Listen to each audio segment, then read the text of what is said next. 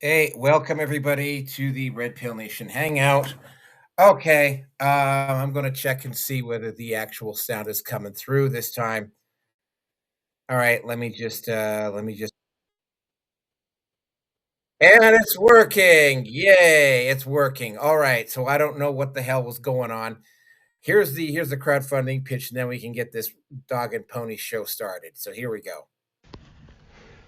Hi, this is Naroki5. I am going to be doing this until I die or I find something better to do. So please help me achieve this personal and, I think, noble objective by contributing to my Patreon or Subscribestar. Link is down below. Every little bit helps. Thank you very much. All right, and here's the opening music for the third time. Here we go. Midnight feeds still glowing. Boys, you listening? We're just pretending.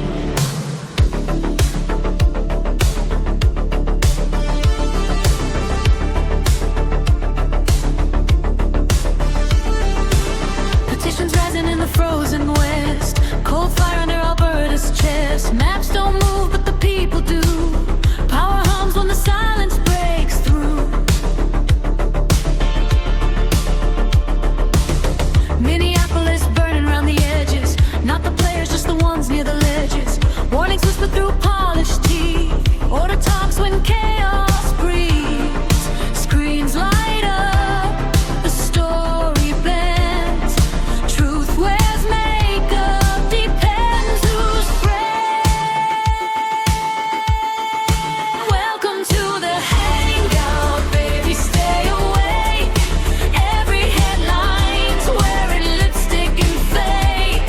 I purr the news like the slow draw sin. Lean in close, let the signal sink in. Red Pill Nation after dawn. I don't scream, I leave a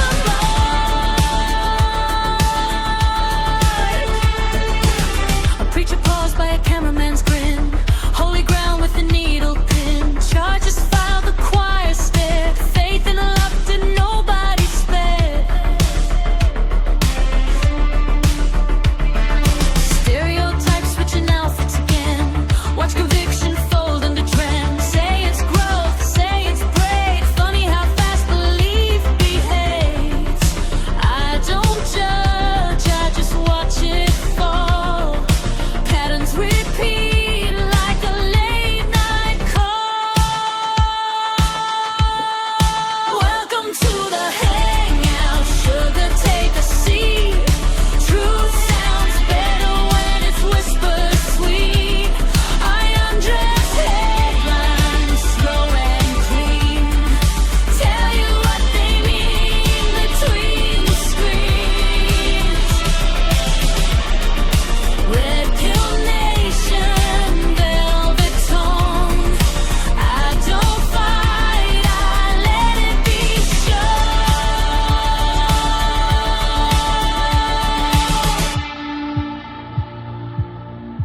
A game character wakes up wrong. Accidentally says what you're not supposed to say. Icons aren't chosen. They slip. Greenland echoes through European halls. Lots of noise, no footsteps at all.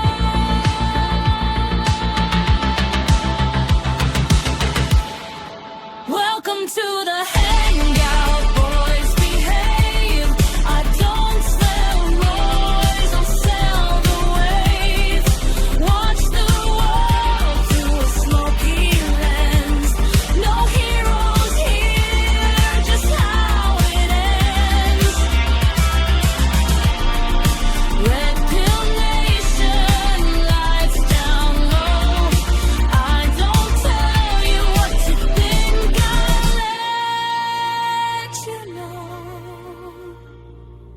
Same time next episode. Don't forget who read it to you.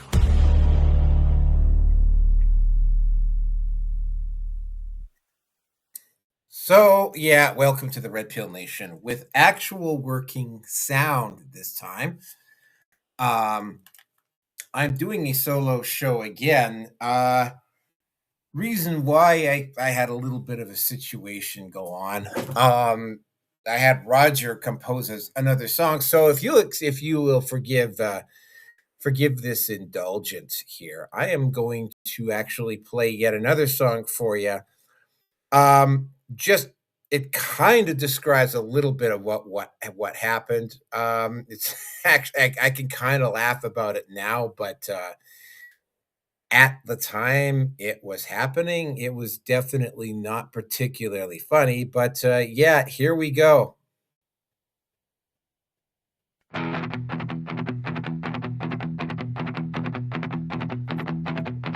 I walk into the clinic just after sunrise. Shift was over, long night behind. Need a little cash for the weekend coming. Figured I'd trade a little blood for time. The tech said, sit down, roll up your sleeve. Now machines humming low in the room. I watched the needle like a bad omen waiting. Didn't know the trouble coming soon.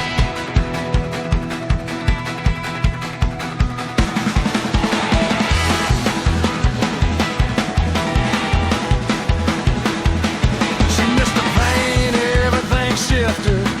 Cold went running down my spine. They left the sun in just to hold it together. Said you're lucky, everything's fine. But I saw the bandage growing like a white flag, wrapped halfway up my arm. Thinking the only thing keeping my blood from spraying was a piece of plastic holding on. Now I'm Nero Key at the blood bank, trying not to pass out in the chair. Life giving red saying don't you stare. Got a bandage on my right arm tonight in a story I can't outrun. Sometimes you walk in for a little money and walk out lucky you're still one.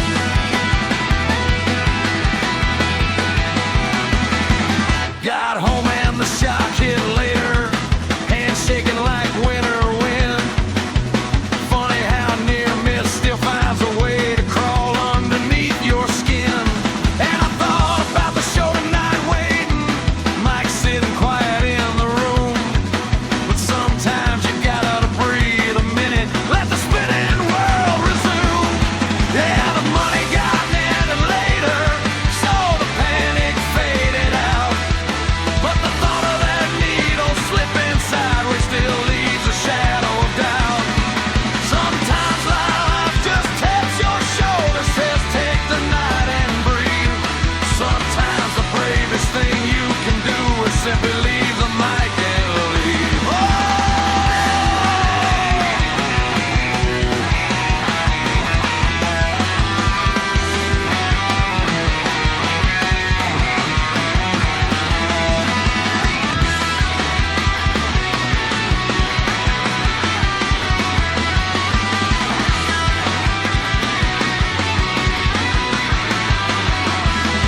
Now I'm Nero Key at the blood bank, laughing at the chaos of the day.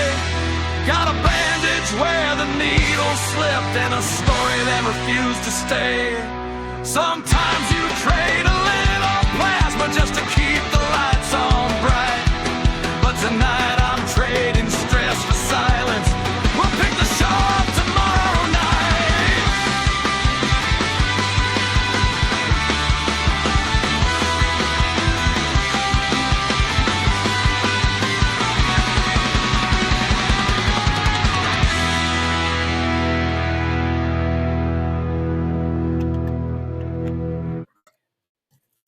And it didn't end there. It dragged out into today. I didn't even get home till almost 10 o'clock. So, and then I started up and got everything set up. And then, of course, there was take one, take two, and now here you are. I want to thank those of you who've been patient enough to tolerate me having to restart this show like two separate times. I am going to have to start to find. I'm going to have to I restart that computer and find out why it is that that's not happening. Fortunately, I have three different laptops, so tonight I'm doing this from the laptop that I normally do most of my uploading and downloading from. So here you go. So the topics for tonight. Yes, there's the topics. The topics are, and I have added one more. U.S. government ramps up attacks on Iran, surprisingly strong support. BC government quietly hands over land rights to Vancouver for Vancouver and most of the GVRD to the Musquem tribe. 3, Black Hollywood forgets that what Tourette's is about, and a taxman who has it. Yeah, Tourette's can be a very socially awkward disease condition. Donald Trump fires Kristi Noam from DHS. And topic number 5, both DCU and Marvel are in do and die situation with their respective universe. And topic number 6, soft serve. I believe it's soft serve. I'm not sure which one it is. Hold on, let me just take a look here. I've got the I got the photo posted up here for them. Yeah. Where is it? Yeah, no, Softgiving. Then there's another one. They got caught. It turns out that yes, folks, Twitch might be nothing but bots. There's gonna be a little bit of explaining to be doing by the CEO of Twitch when he actually has to get around to actually negotiate to testifying in Congress. Because a lot of the Tasanabe in particular gets a lot of money from revenue. For those of you who don't know, I am in Sides of Order, BitChute, Rumble, Odyssey, MGTOW TV, YouTube, which is now slipped into 5th place, Brighteon, and of course, Kick is down at the bottom with the 11 whole subscribers. Well, I'm also on Twitch with 2. No disrespect to anybody, to the one whole person on Twitch who's actually listening to me right now. I love you to death. If you could subscribe, that would be great. If you're already subscribed, well, thank you very much. I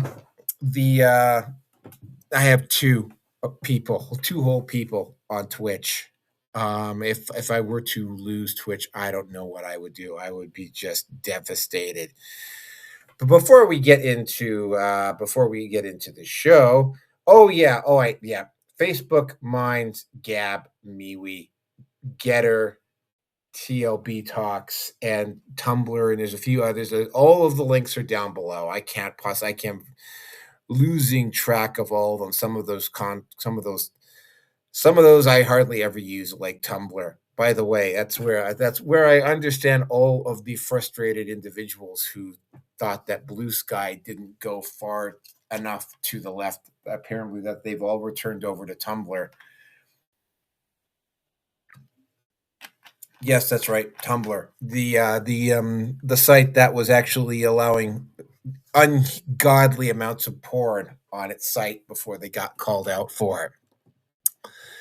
So, without any further ado, yes, that song pretty much describes my whole situation. Went in to give plasma on Friday. It did not go very well. I'm actually going to be going back to the clinic. Hopefully this time they'll be able to take it out of me without causing me to potentially bleed all over the place. Not going to go into too many more details beyond that. So without any further ado, let's just get into topic number 1, because I have a whole host of videos to get into before we start this. Without any further ado, let's get into that whole host of videos that I've got for topic number 1. Here we go. It happened all very quickly. We thought, and I thought maybe more so than most, I could ask Marco, but I thought we were going to have a situation where we were going to be attacked. They were getting ready to attack Israel. They were getting ready to attack others. You're seeing that right now. And a lot of those missiles that are hitting in, those are stationary. Those were aimed there for a long period of time at these other countries. So I think I was right about that. We attacked first. And if we didn't, it could have been, look, we're really decimating them. They're being decimated. And if we didn't, and by the way, we have massive amounts of ammunition. We have the high end. A lot of it was given away stupidly by Biden, very stupidly, for free. And I'm all for Ukraine, but they gave away a lot. As you know, when I give away ammunition, everybody pays for it. The European Union's paying for it. Then they can do what they want with it, but they are giving it, let's say, to Ukraine, and it's okay. And okay, 1-2. This is a Fox interview with a Democratic, I believe it's a Democrat congressman. Here we go. Are you saying, though, that Iran should have just been allowed to continue enriching uranium? I mean, through their actions and even their statements in this negotiation, they were not going to give that up. Absolutely not. They should not be nuclear. But we had the JCPOA that had their enrichment down to about 3.6%. We could have had, through Oman, tougher sanctions and negotiation. The Oman but even mediators Democrats were acknowledged saying that was just putting off the eventuality of them getting a weapon, not blocking it entirely. I mean, Democrats have accepted that. Well, putting off for 15 years. That's what the JCPOA would have done. And then you could have had tougher negotiation in terms of making sure they didn't have missiles. But there was no imminent threat. Now there's a threat to the United States. We've created a threat. There were no ICBMs that Iran could launch here. I believe they said they had the material to make 11 bombs. But they couldn't reach the American homeland. I mean, everyone acknowledges they don't have ICBMs. Now we've put our troops at risk. 13 Americans are dead. And I hope we can end this war. I just want the president to declare victory, end the war. I don't want more Americans dying. I don't want $2 billion a day going into the Middle East. We were dragged into this war in a way that isn't helping the American people. People, you know what they talk about in my district around the country? How are my kids going to get jobs? How am I going to focus on getting health care? How can I afford child care? Why are grocery prices too high? That's what people are concerned about. They don't want us spending $2 billion a day fighting a war in the Middle East and putting our troops at risk. I hear your point on the economy. I think the other side of this whole debate is that, once Iran gets a weapon, negotiation doesn't really matter much because, the whole field changes. So that's where we are today. They were nowhere close to getting a weapon. President Trump just 6 months ago said we've destroyed all of it. They're nowhere close to getting a nuclear weapon or getting that enrichment. And we could have continued with tough sanctions and diplomacy to make sure that they did not enrich. But what happened? Netanyahu said he was striking. Rubio said, oh, Netanyahu said, I'm striking. I guess we got to go. American people are tired of us being dragged into these Middle East wars. They want American leaders who are actually going to put America first. Put money into our manufacturing base, into jobs here, into child care here. That's why the president's numbers are down. He hasn't released the Epstein files. He promised that. Massey and I said forced him to release the Epstein files. He's said he wasn't going to get us into foreign wars. He's getting us into foreign wars.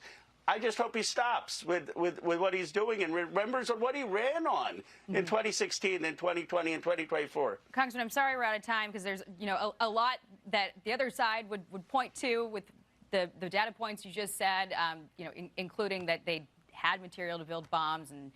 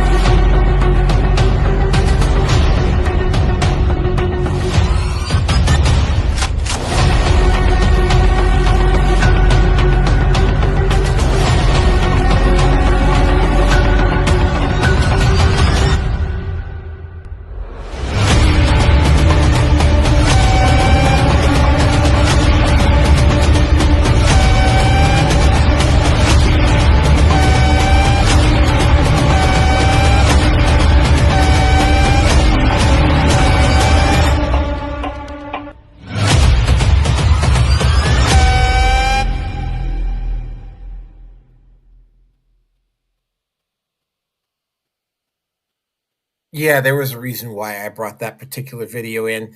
Here's the next one, and then I'll get into this topic because there's a lot to discuss. الله اكبر تعال ادم ادم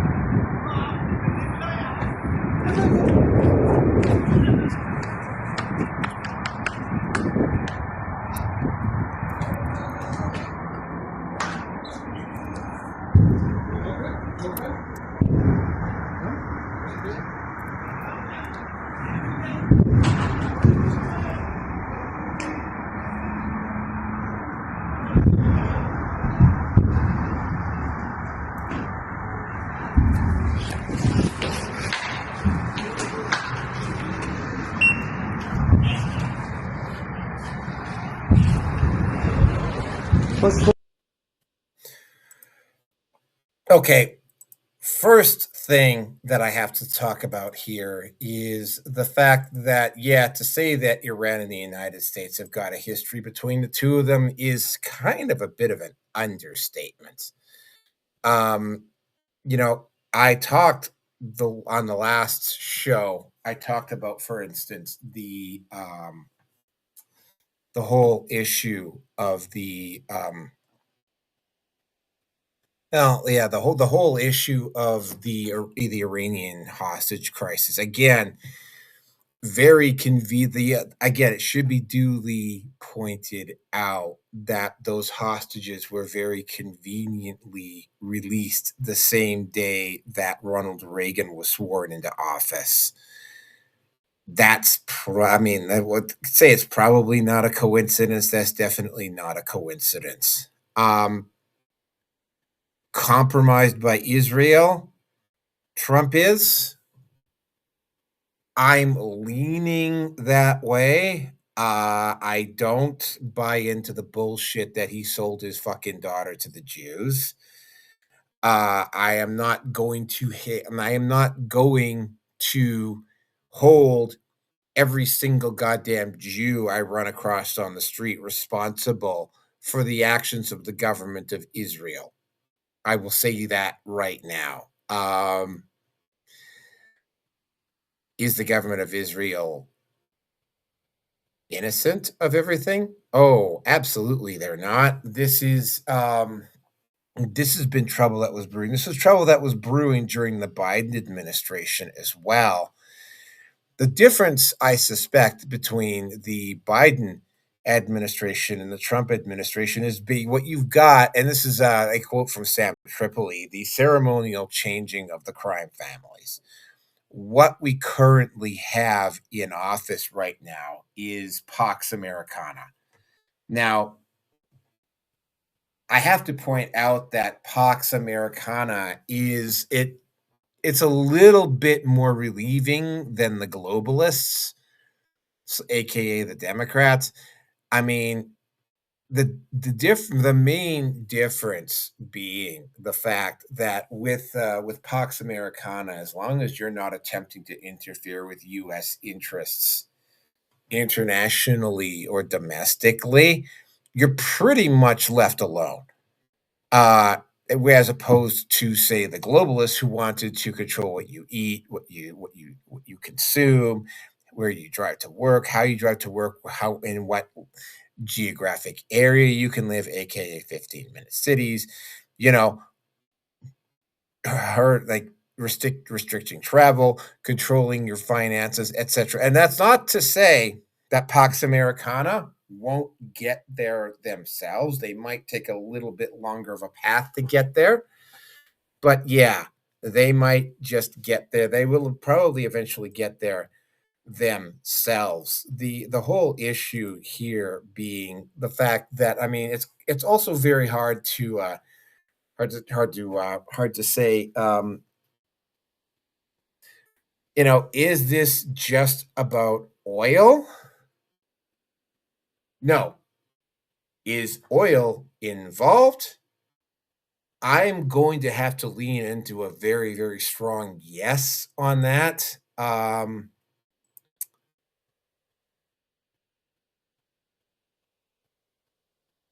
I am going to have to I'll hold off on that. Part of this is also, and again, right, like again, I have to emphasize this. There are really no white hats or black hats in this particular situation. And don't make the mistake, because this is a very, very common mistake for people who don't know anything about the manosphere.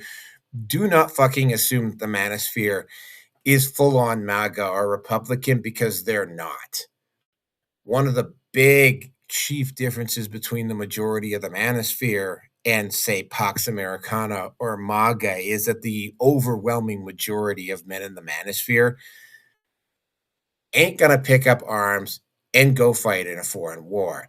Now, if somebody sends troops over here, they would probably be the first ones to sign up. But I mean, in terms of going over and fighting foreign wars, absolutely not. So, I mean, from a certain perspective,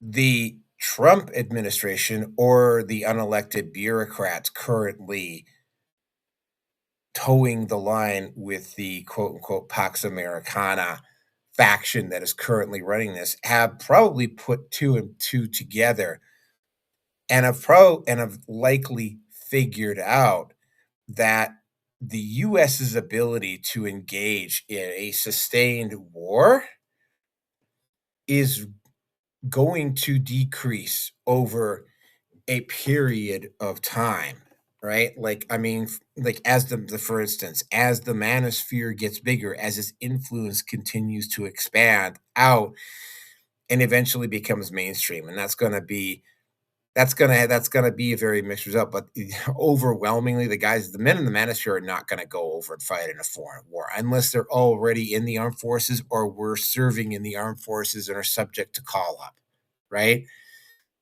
The whole thing is going to it's hard to say, right? The big question that comes up, and this is something that I listened to on a couple of podcasts, which is why I showed that Iraqi bunker photo with all that ammunition. Currently, there are naval and air units in the Middle East. There are obviously there's Diego Garcia, and there's probably there might be US troops in Syria, but there's definitely US troops in the immediate area, but there's no actual boots on the ground. Now, I've heard rumors that there's going to potentially be Marines being sent over there. I don't know what it is, because in order to engage in a full-scale war with Iran would require an effort probably more concerted than the one that was involved in the taking of Iraq. And it's not because the US forces are weak, although again, the caliber of the US forces is also weaker, because that's going to happen when you start getting into issues in the US Army, which, by the way, is not an employment agency. Like, you join the armed forces, you have to accept the possibility that you might have to go to war, right? Is a very real possibility here that, I mean, you may have to go to war, right? Combat is not like a fight. A fight is about dominance. There's a clear winner. Everybody, sometimes people get killed or injured, but it's not life or death. Combat is life and death. Now, in that particular situation, based upon what I've seen with the average soy boy or the average representation issues that I'm seeing inside the armed forces, right? Do you remember that our US Army commercial, My Two Moms? Like, yeah, like the caliber of the forces is a lot has definitely gone down, which is gonna really come back and haunt them as they go along. And again, Iran is not Iraq. Iran is about the same size as Western Europe. It's a significantly larger country than Iraq. It's also a lot more mountainous and a lot more rugged, and it's also potentially backed up by BRICS. Now, the whole issue here is the moment Iran threw its weight behind BRICS and started doing business with BRICS, that's when Iran started getting brave, though, right? That's when Iran started antagonizing and agitating all over the Middle East, and began saber rattling and so on and so forth. And it's like, again, right? The current Israeli government is not going to take that type of behavior from Iran sitting down. And if you attack Israel currently at this stage in the game, that's going to drag the United States in, whether you like it or not, and potentially also drag in NATO, which would drag in BRICS, which could potentially. I mean, this is one of those situations that could really go badly, right? Now, you also have to be able to distinguish between propaganda and what's actually going on. For instance, I saw an article just the other day, just like yesterday, that said that the aircraft carrier Abraham Lincoln had been hit and had been taken. Well, it wasn't sunk, but it had to go back to port for repairs. Now, stories on the other side said that wasn't going to happen. Now, I understand that middle ground fallacy is a thing, but what I have to basically have to take in that one is the middle ground, which is that there was an attack. It wasn't successful in taking out the Abraham Lincoln or taking it out of the fight, but it came dangerously close to doing so. Close enough that the Iranians felt brave enough to actually advertise about the fact that they had wounded the Abraham Lincoln. Also, you have a situation of a rumor of U.S. troop forces mustering in Azerbaijan and potentially setting up what's called a drone strike on Turkey in order to drag NATO into the fight. Would this current faction of the US government do a thing like that? Yeah, absolutely they would. If you start hearing rumors, especially if it comes up on the mainstream media about potential drone strikes or whatever happening in Turkey in an attempt to drag, because Turkey is still a member of NATO. They've never left NATO. They're still a member of NATO. If they attack Turkey, then bets are off, right? Because that kicks in the involvement of NATO, which would of course drag Canada in. And that would also, I don't know what that would do with Alberta separation, but that's a couple of steps removed. But ultimately, is this current faction that is running the US government capable of doing that sort of thing? Yeah, they've done it before. The one thing that was missing from this, which was a bit of a surprise, was the fact that there wasn't a big, huge, major push in the mainstream media against Iran beforehand, right? Like, it wasn't like Iran is doing this, Iran is doing that, Iran is doing something else. There wasn't any of that, which is what I saw with Panama in Iraq for 6 months to a year before they actually attacked Panama or Iraq. So there's that. I think what they're attempting, there's a couple of objectives here, and it doesn't. One, they need to absolutely secure the supply of petroleum coming out of the Persian Gulf. That's Iran's trump card. That's what I suspect that they're trying to remove is Iran's ability to disrupt the flow of oil coming out of the Persian Gulf, right? That's one of them. So yeah, that is the oil component. The second component is to let Iran and to a lesser extent the BRICS alliance know that that just because somebody is interested in joining their coalition, that does not give them the right to start acting antagonistic towards NATO and the West. That comes into play as well. Now, going back to that, why did I show you that Iraq bunker with all of those missiles? Because that's the key component here.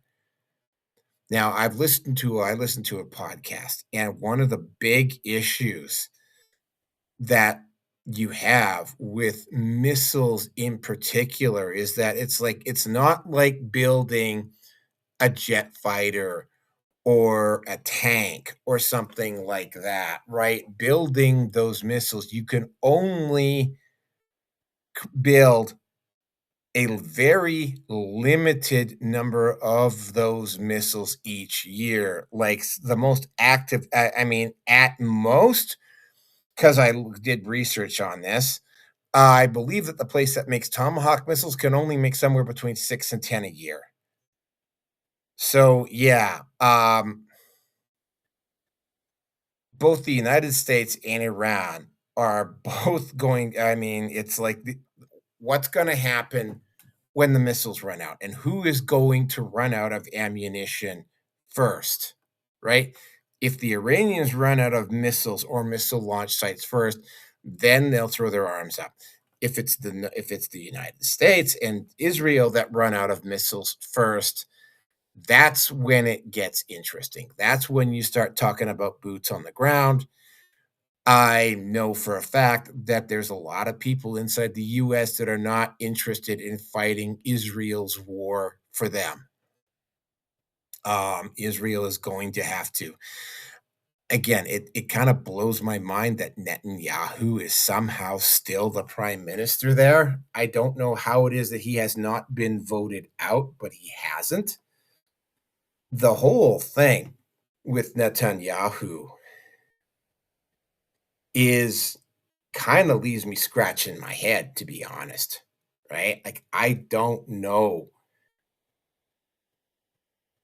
again, right, what the state of Israel was thinking starting this potential war. Because, I mean, this is even more so than the Ukraine, by the way. This is, this could potentially be World War III level scenario.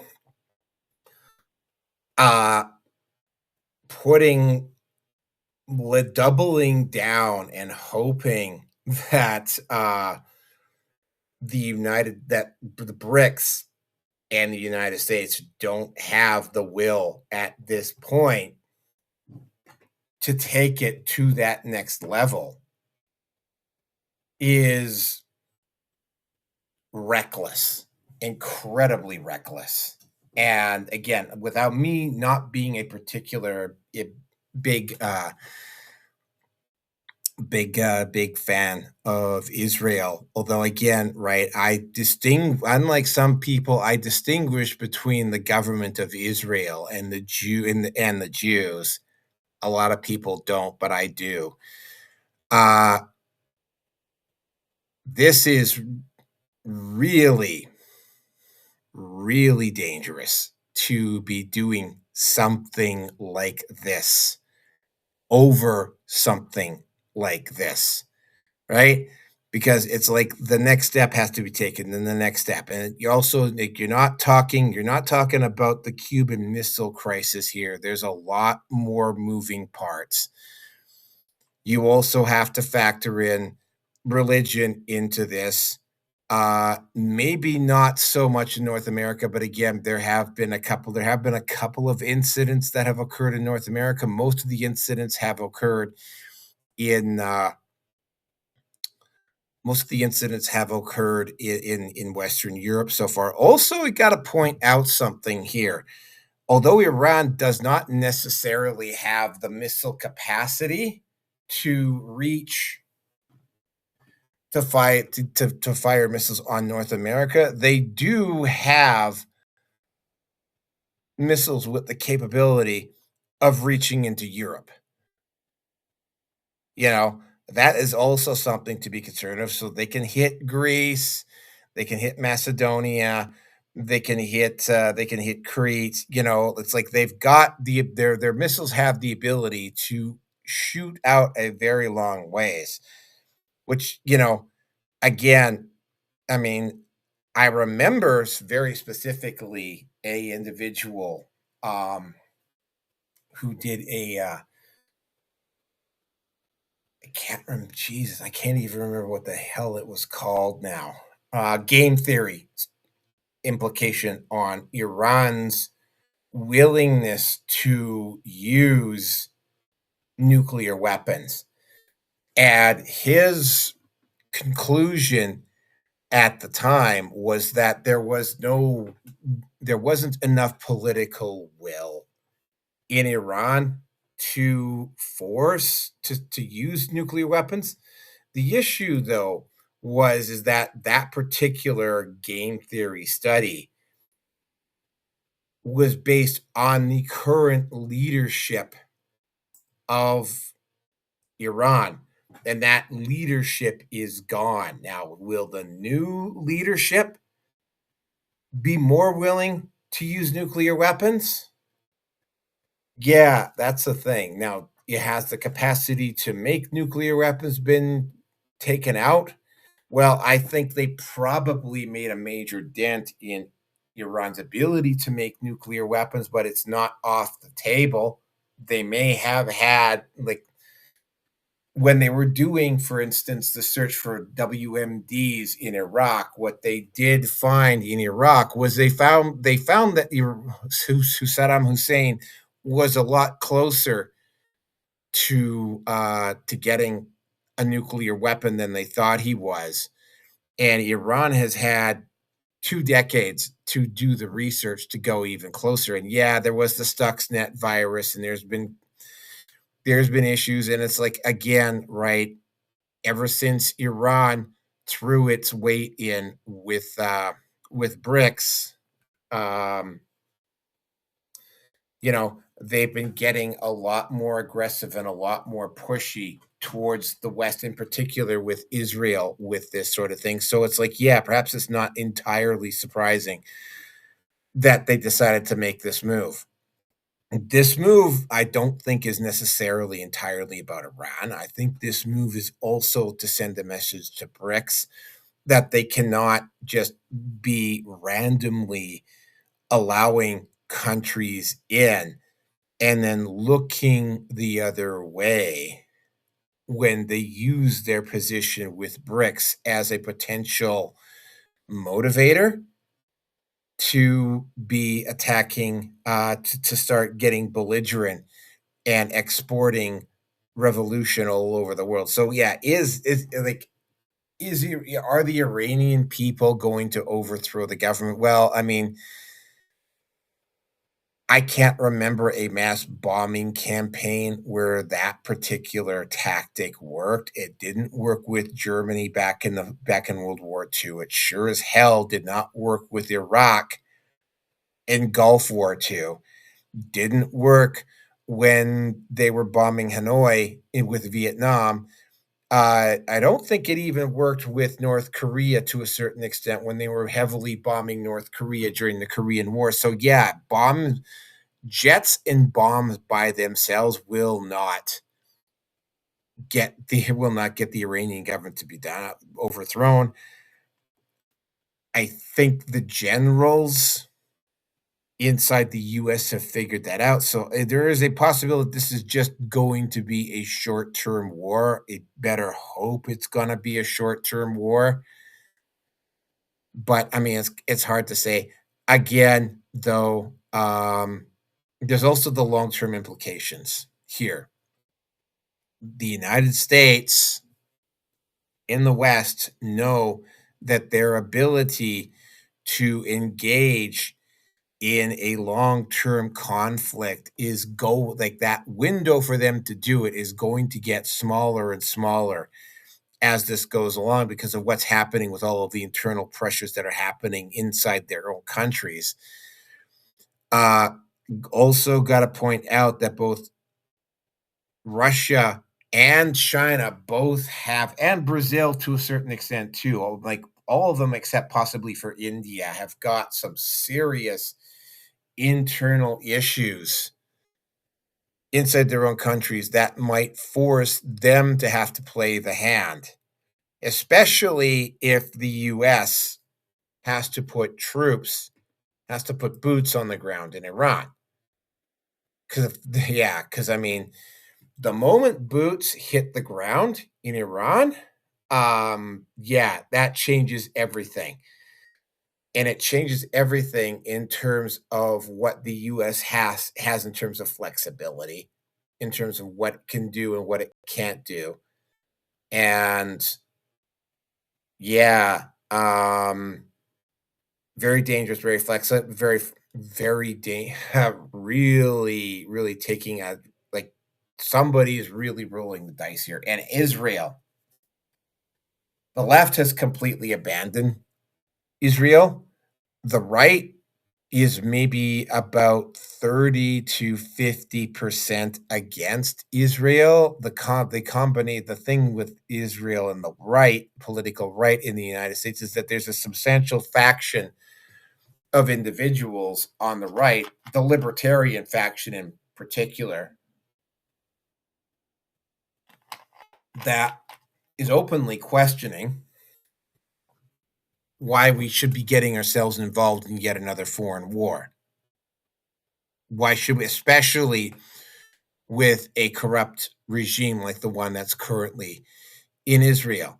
So Israel is going to have to do some pivoting. Israel is going to have to do some soul searching, and they're going to have to do it like very, very soon. And they're going to have to change the way they have exercised their power.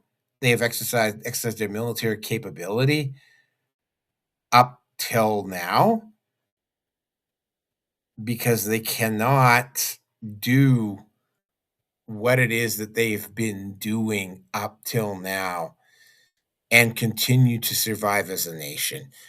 I am also going to point something out to people.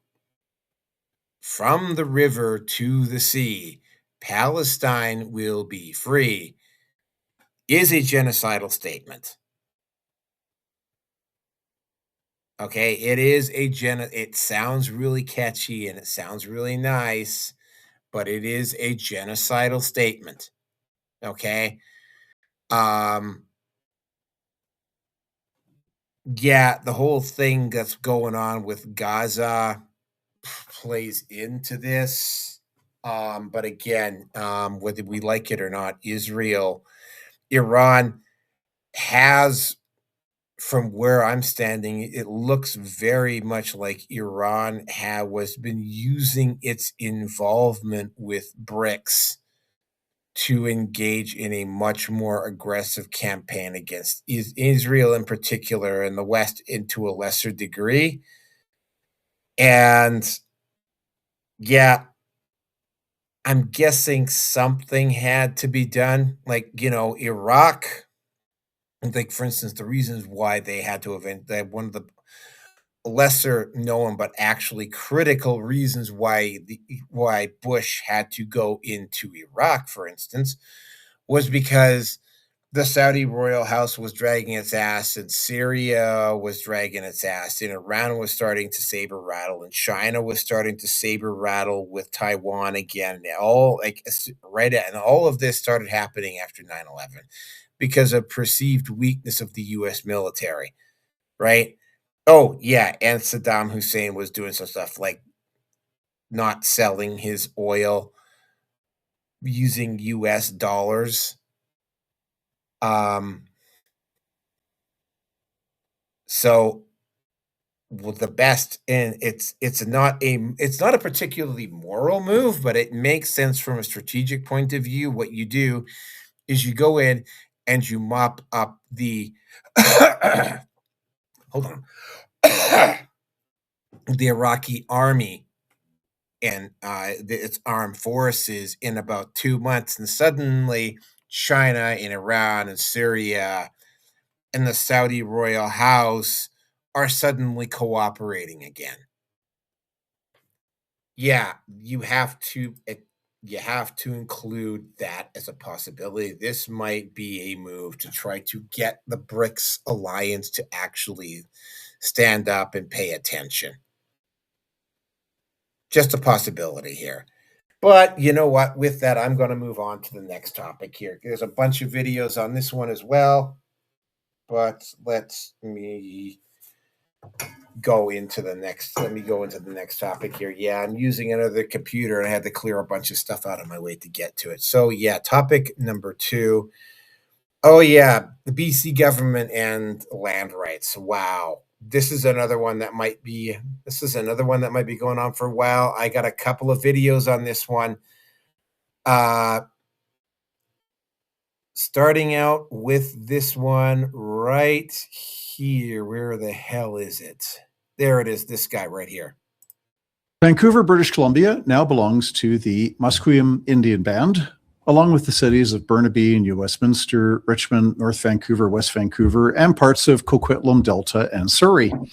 Aboriginal land ownership of Greater Vancouver, where over 2 million Canadians reside, is spelled out in a rights recognition agreement that was signed in secret on February 20th, 2026 between the Musqueam Indian Band and Canada's federal government. Musqueam Chief Wayne Sparrow says that this agreement does not relate to land ownership and the Musqueam are not coming for anyone's private property. But the agreement itself says that the Musqueam, who number around 1,500, have Aboriginal title to the Greater Vancouver area. The Supreme Court of Canada defines Aboriginal title as a right to the land itself, not merely an interest in land. Some say, relax, don't worry, the Musqueam are never going to be collecting rent, but the agreement allows the Musqueam to collect rent from the land that they now own. Now, perhaps the Musqueam will refrain from collecting rent for a few years or for a few decades, but legally they have the right to do so. Even if the landowners, homeowners in Greater Vancouver had full legal protection, which they do not, the agreement also sets up a new layer of race-based government that is to exist alongside of and independently of Canada's federal and provincial governments. The problem there is that Canada's constitution gives all political power to only 2 levels of government, federal and provincial. Municipal government falls under provincial. It does not have constitutional status of its own. So our constitution does not allow for the creation of a 3rd level of race-based government to coexist alongside federal and provincial. Even if our constitution did allow it, I would ask the question, is it wise to confer political power on 1,500 Musqueam Band members who will be entitled by their race or ancestry to special privileges and benefits not enjoyed by the other more than 2 million Canadians living in the same area? When the law itself causes us to fixate on our race, ancestry, ethnicity, descent, the law destroys the basis for unity, which is that we see our common humanity, we focus on our common humanity, we don't focus on personal characteristics that are beyond our control, like our skin color, race, and ancestry. For many decades, South Africa had apartheid laws, and Canada was justified, along with other nations, in opposing that system of race-based laws. Will we now have the humility to learn from the painful lessons of history?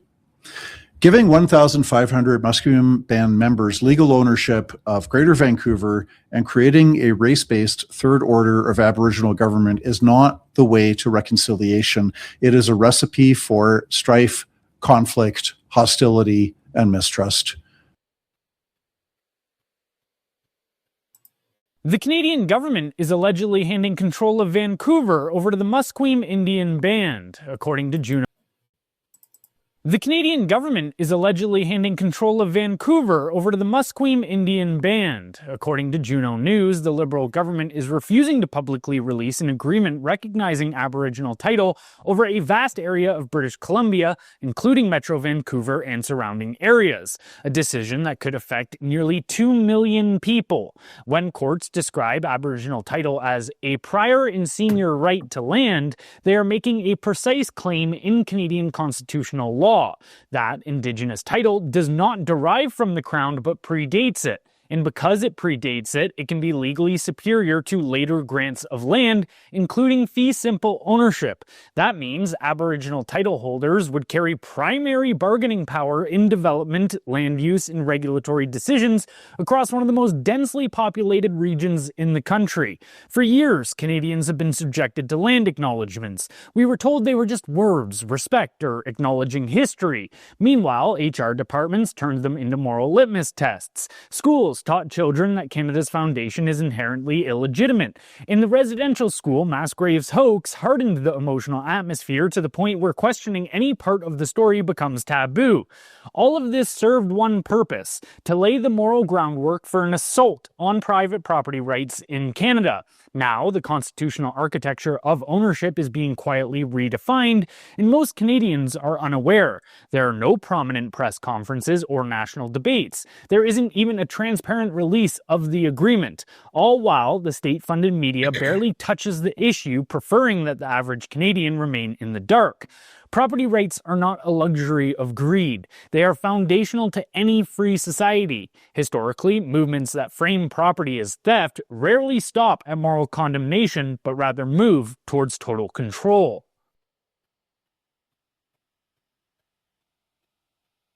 Here's another one. This one runs about almost 7 minutes, so yeah. If I don't have title to my property anymore, I'd like to know why I'm paying property tax and who I'm now paying it to. You cannot tax me without representation. Hi everyone, Dallas Brody here. This is a 911, an SOS, a Mayday announcement to my riding of Vancouver-Quilchena and all the other ridings that are located within the Lower Mainland. The federal government has now granted Aboriginal title over all of the Lower Mainland to the Musquem Indian Band. The Musquem Indian Band has approximately 1,250 members. They have a chief named Wayne Sparrow, and I guess he is now the owner of Aboriginal title over your properties. This announcement has been buried in the mainstream media, but was discovered by Juno News and released on Friday. It's interesting that this was secretly leaked out by the federal government just when things were heating up in the Middle East, and late on a Friday it came out. This is an astounding story and something that should have all of you waking up and taking notice. Your title to your property is now subordinate to the Aboriginal title that has now been given to the Musquem Indian Band over almost all of the Lower Mainland. This here is a map showing the area that is covered by this agreement that the federal government has made in secret. Look at this territory. There are 2 million property owners in this area. There were 3 agreements signed, all of which are being kept in secret by the federal government. Journalists have asked for copies, they're being denied access. So you can bet buried within those agreements are vast payouts to allow for the transition of the title to roll out for all of us to see in its incredible glory. I was never advised of this as the MLA sitting in Vancouver-Quilchena, and I would like to know if any other MLAs were told about this. What about the MPs? In my area, we have Wade Grant, who is a member of the Musquem Indian Reserve, Indian Band, and he's an MP for Vancouver Quadra. That sounds like a little bit of a conflict of interest to me, Wade. Don't you think you should be resigning in the wake of this? Were you aware of this? Did you tell your riding about this before it was sprung on everyone? What did you know about this, Wade? All of us would like to know. And you, Talib Noor Mohammed, what about you? You're in Vancouver Granville. What did you know?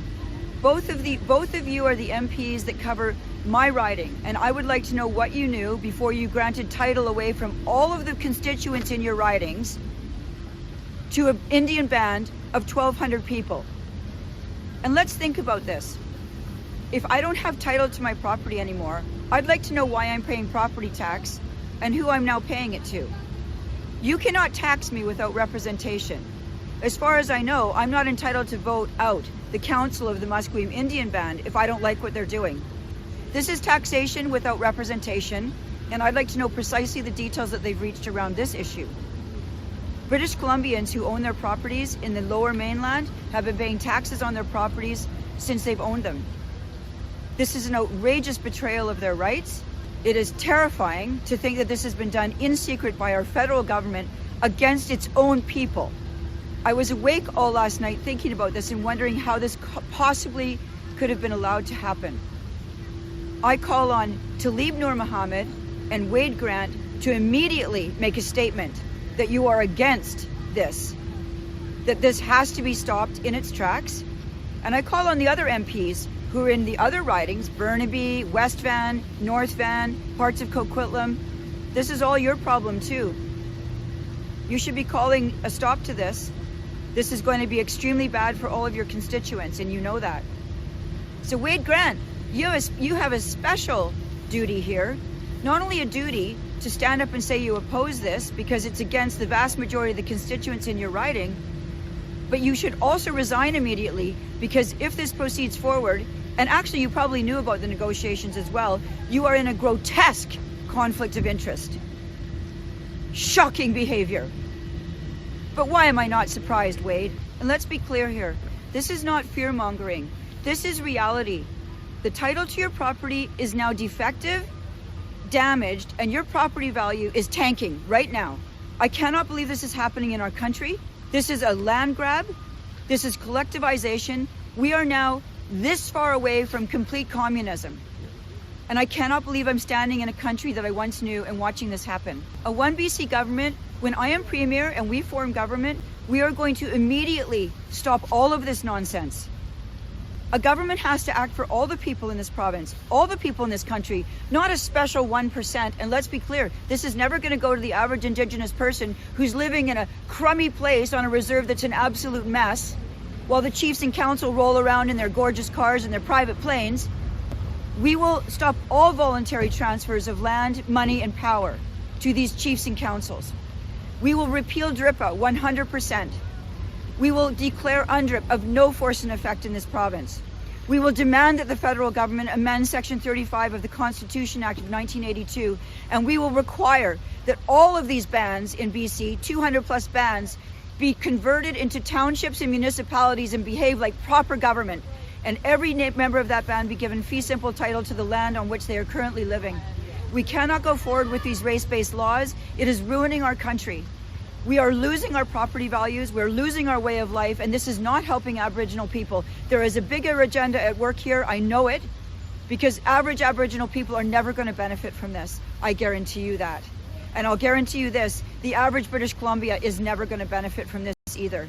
This is terrible. We will demand that CERNAC, what is this ridiculous department that they've got federally? Oh, the Crown Indigenous Relations Canada group. I will repeal all of this and demand that all of this get rolled back. We cannot operate this way anymore. This is insanity. Here's the real big issue about this, and this is something that I think needs to be pointed out. The whole issue around this is that they've made claims that this is not a race-based system, but when I show you this next video, you'll see that there are natives that are clearly acting that way. This is a, and then of course I got a statement from David Eby here on top of it. But yeah, this next one is a little bit disturbing. All right. You are unwelcome guests to the Musquem people, and on this territory, we don't want you here. You can't deny the parts of history that happened just because you don't like them. How do you justify coming into someone's land, doing what you're doing, and you're guest? What am I doing? I am a Canadian, I'm not a guest here. What? I am a Canadian, I'm not a guest here. This is my country. You're an immigrant. You're a guest on this territory. No rights here whatsoever. I have no rights here? Why do you say, I have no rights here? I am a Canadian. So do you get out of here? Do you recognize you're welcome? Yeah, you're not welcome here. Do you recognize indigenous people of this land? You are indigenous to Russia. No, I'm not indigenous. There's an example. Why are you here? Go back to Russia. Yeah, thank you. All right. You're not welcome here, as you heard from the indigenous. You're not even welcome here. Yeah. She's smiling. When we call her colorism, she's Go back to the fascist. She smiles because she acknowledges her own truth. Yeah, I'm a colonizer. Okay. He's an invited guest. You're not. That's the difference. Yeah. Who invited him? I did, because I'm Musquem. You're allowed here. You're allowed here. You're allowed here. You guys, we don't like. Do you believe in indigenous people? Do you know we're not unicorns? I'm standing here. You are not a unicorn, for sure. Yes. Denying the killing of residential schools. Well, don't you think we need forensic evidence for that? Do you? How about people's lived experiences? Sorry? How about people's lived experiences? If you're using that to show us the bodies, how gross you are, grave robbing pigs. No, that's not the way it goes. We don't have to show you bodies to have proof that they're there. They are the proof. Literally, look at Their us. families. We're living proof. What's wrong Living with you? proof of bodies in Kamloops? Yes. You are. Living proof of bodies. Our DNA and our genetic material, it's also well known. Fuck yourself, you fucking fascist. Come on, let's go. Bring it up, bring it up, bring it up, bring it up, bring it up, bring it up, bring it up, bring it up, bring it up, bring it up, bring it up, bring it up, bring it up. She can be charged, she's the one who hit me. Fuck you, don't touch a woman. Get back up. You can get that out like me. Go fuck yourself. Touch a woman, get up. We level you. Don't raise then you will fucking take it like a man. I will level you. I will level you. I will level you. Keep walking before you get fucking leveled. Massive whiners. Local riots because genocide denial in not just British Columbia, but Palestine as well. Hey, excuse me. Don't fucking touch him. Touch him again and you get fucking leveled. Touch him again and you get leveled. Keep your distance. Touch him one more time, you get leveled. Keep your distance. I don't want to get brushed up by you. Come on. Don't touch a senior or you will fucking get him. You touch vulnerable people, you get fucking fucking. Do you know this is indigenous land you're standing on? No, this is Canadian land. No, this is colonized by Europeans. Land. Colonized by Europeans. Yes, indigenous my family. My family's been here for over 200 years. Where is your grandparents from? Where does your ancestral Where's your family from? I'm invited here, unlike you. And so I was. No, you're not. Indigenous people don't want you here.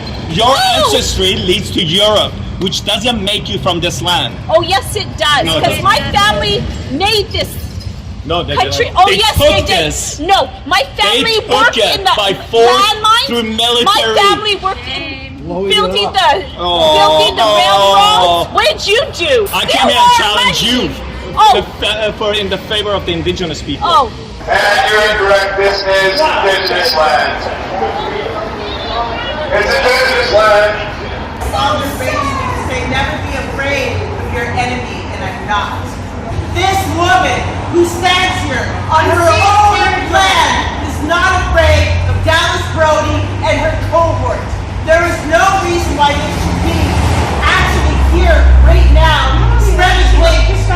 Fascist, you know what it's KKK! Oh really? I'm a KKK? Close your mouth, buddy! Dallas Brody, I'm sure you are there. You're spreading the word of hate!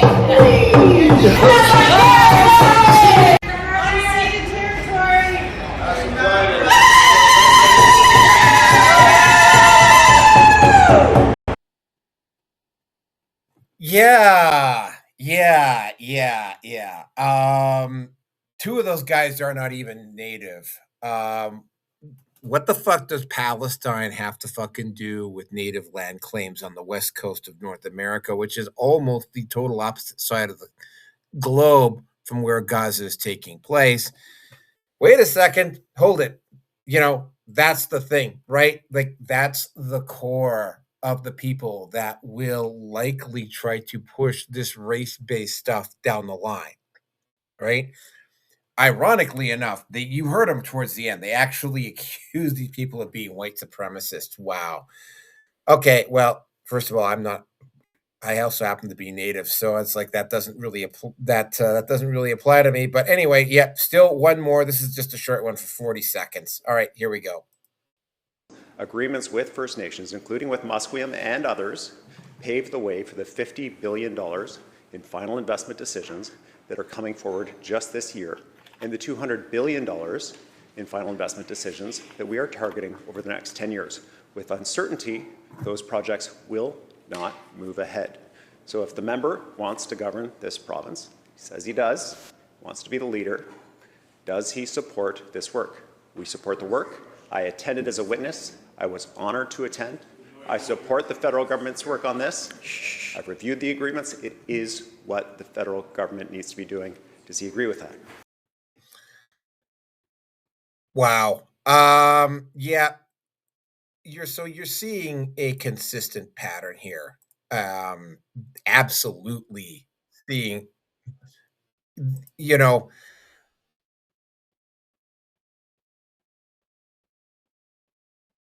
hi, Roger. Welcome aboard. Hello. Hold on a second. Let me switch the thing. Yeah, okay. So, did you see the videos? I saw some of them. I ended up falling asleep earlier today, and I just woke up just to find out you were on the show. So I figured. Oh, yeah. Well, I'm not going to go into the whole thing. By the way, I did play your wonderful composition about my situation at the opening of the show tonight. So thank you very much. That was an excellent song. I think it described the situation accurately, and I hope to do more in areas of Naroki going to the blood bank in the near future. That was awesome. Thank you. Well, if I'm going back to the blood bank tomorrow morning, so you might get a chance to do something real soon. Anyway,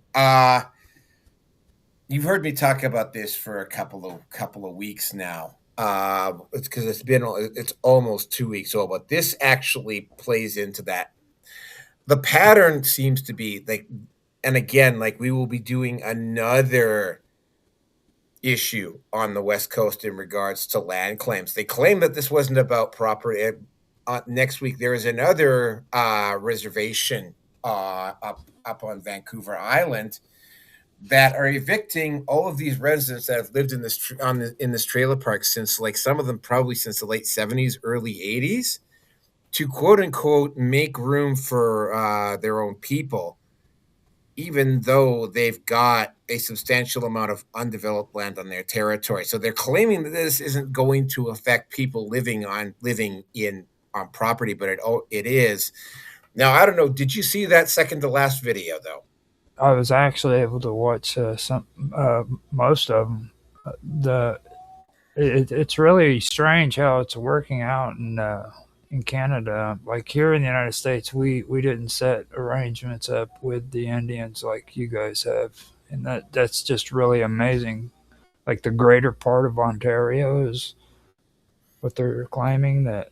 Yeah, this is again, Robert Morningstar said he was going to send me some stuff. I know about the situation in South Africa, and I know about the knowing and willful importation of mass numbers of immigrants into Western Europe. It's a different strategy being employed here. I'll just say this and I'll let you get your say in here. The two potential reasons. Actually, there are two potential reasons because I don't think this is just happening randomly. First of all, the federal government has not released, even though they have to, around something like this, given the fact that it affects it literally affects the entire. Hold on a second here. I'll bring up a map for you. I got a map here. That's the Greater Vancouver area. That big thing in the middle there, that's Vancouver. West Vancouver, by the way, which is effectively the Beverly Hills of Canada, the single richest neighborhood in the entire of Canada. There's Burnaby, there's New West, there's Richmond, there's the north parts of Delta Surrey, Coquitlam, possibly even Port Coquitlam. There's also a couple of Deep Cove. There's a couple of other smaller areas in there. Yeah, this is a substantial amount of territory to just randomly give title to a small little reservation in the southwest part of Vancouver, which, by the way, I have been to because I've been to this particular reservation. It's a very strange transition because that particular part of Vancouver where the Musquem reservation is also gets a huge amount of money from the Vancouver Golf and Country Club. But I mean, if you go in there, and I have been to that golf club, it is like, again, right? Like every city has its elite golf and country club where the super rich hang out. That is where they hang out. But when you go on, but to get there, you have to go through the reservation and you look at some of the houses that existed on that reservation.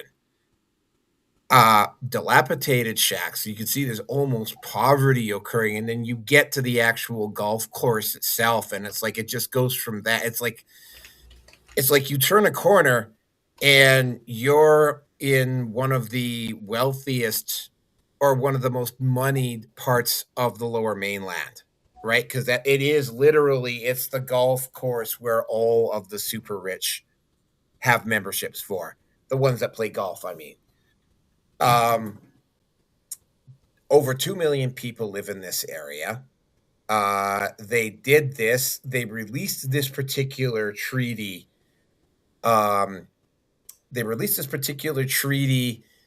They negotiated it in secret, and apparently they're doing this with a lot of places, and they're claiming it's not going to protect property, but I mean, again, you're seeing that they're clearly not acting that way. And of course, like I say, on the next show, I'm going to be talking about where they actually did it, and of course, it's also race based, which is something that is more equivalent to, and they've tried this before. They tried this in South Africa. It didn't work.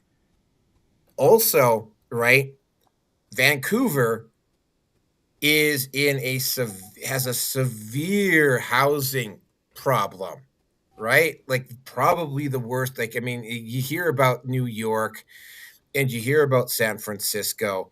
As bad as those places are, Vancouver is even worse than those two places in terms of housing. It's not like the city I live in, which is Edmonton, where you have, and trust me, in Edmonton, they are building apartments and houses here as literally as fast as they can. And they're not really even in those particular situations, they're not even able to keep up. Vancouver's got the money, but they've got very limited space to put stuff. Right, because there's the mountains. You can clearly see there's the mountains to the north, and you got the sea to the west, and of course you've got the agricultural valley. That's literally the only direction they can go in, and they are going in that direction. By the way, outside of that red line that you're seeing there, immediately outside that red line, like maybe about a 15-20-minute drive outside that red line, there's the city of Langley. That place is just that place is just like exploding like crazy, as is Port Coquitlam, as is Abbotsford. going old Chilliwack, going all the way out into the Fraser Valley. And again, I know about this because I grew up in the Lower Mainland. I came of age in the Lower Mainland. Like literally, almost every first I had in my life occurred in the like as an adult happened in the Lower Mainland. I got the high school that I graduated from is in Vancouver. So yeah, they made these deals. The federal government isn't releasing the details. It's race-based. The Constitution does not allow for a third level of government. They're doing this in secret, and they apparently have been doing this. There's been leaked information that they have been doing this in secret all over British Columbia. Only two reasons why they're doing this. One is that they want the market to crash in order to attract more foreign money, aka CCP money. And the other one is that they're deliberately creating instability on the West Coast because it indirectly affects this, because like these land claims indirectly affect what is going on in Alberta right now with separation.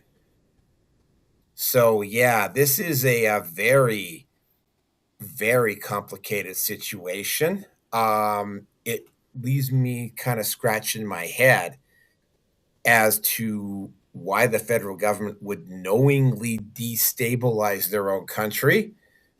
And again, Robert Morningstar said it on that previous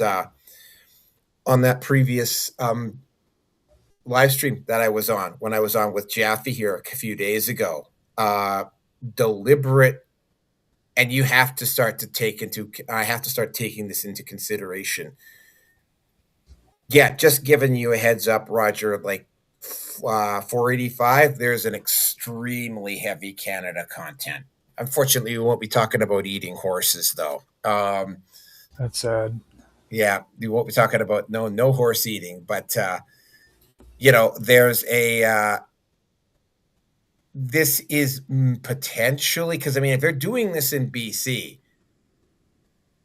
it's literally not that big of a step to assume that they're also attempting to do this in Alberta as a way to short circuit the referendum that's going to be coming up here in October.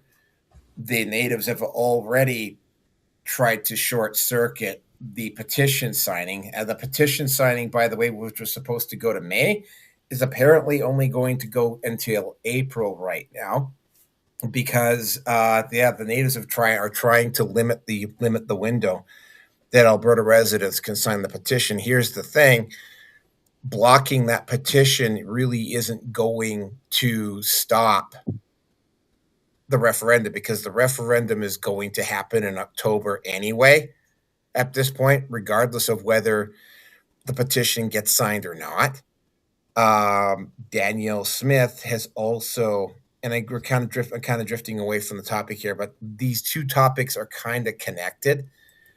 Danielle Smith is also putting policies in place which will give Alberta a lot more autonomy provincially against the feds if the feds attempt to do stuff down the line in case whether the petition fails or not is beside the point, but whether the vote for independence fails. This gives Danielle Smith some flexibility. At this point, though, given what I'm seeing in BC, I mean, I have to say that I'm very, very strongly leaning towards Alberta separating, because again, I was just covering, before you came on, I was just covering the Iran situation. And one of the things that I was covering in the Iran situation is the alleged rumors going around that there are US troops or NATO troops in Azerbaijan, and they're allegedly there to set up fake drone strikes into Turkey in an attempt to drag NATO into a war against Iran. Now, if NATO gets dragged into it, then BRICS would almost certainly have to get dragged into it as well, which means that Canada, all of the members of the NATO alliance would have to go to war. And again, that brings me back to Alberta, and given Alberta is in a situation where it's like, well, we didn't agree to this war. That's the other thing. Also, Canada is, because Mark Carney and Rob Ford decided to play chicken with Donald Trump. Ontario's economy is in shambles. Most of the rest of Canada is in shambles. And they're headed for a recession. And the only part of Canada that looks like is in a position to, other than Nunavut, is Alberta, with the price of oil going up through the roof. So Canada absolutely needs to have Alberta on board if it's going to potentially even exist as a country. So yeah,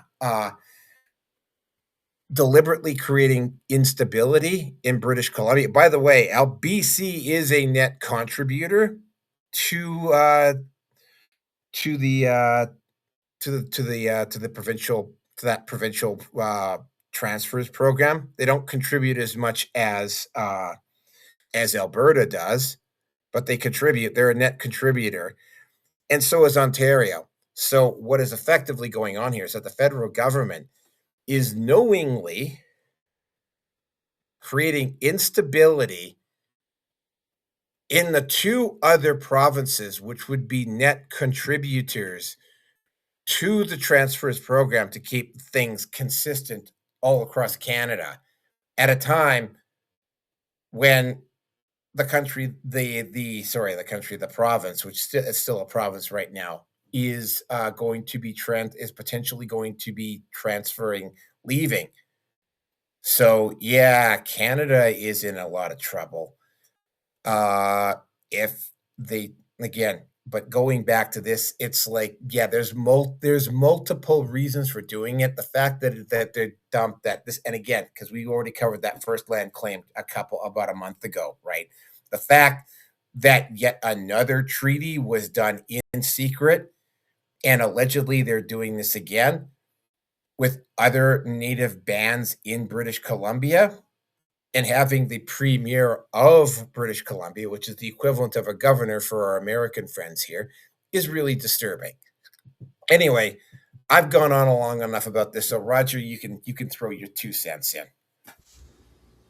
Well, I mean, with a lot of this stuff with the BRICS, I don't really trust a lot of the information that's coming in or going out, pro or con, when it comes to it, because it just the whole thing is like, economy wise, on a global standard, like it's not as cut and dry as what everybody makes it out to be.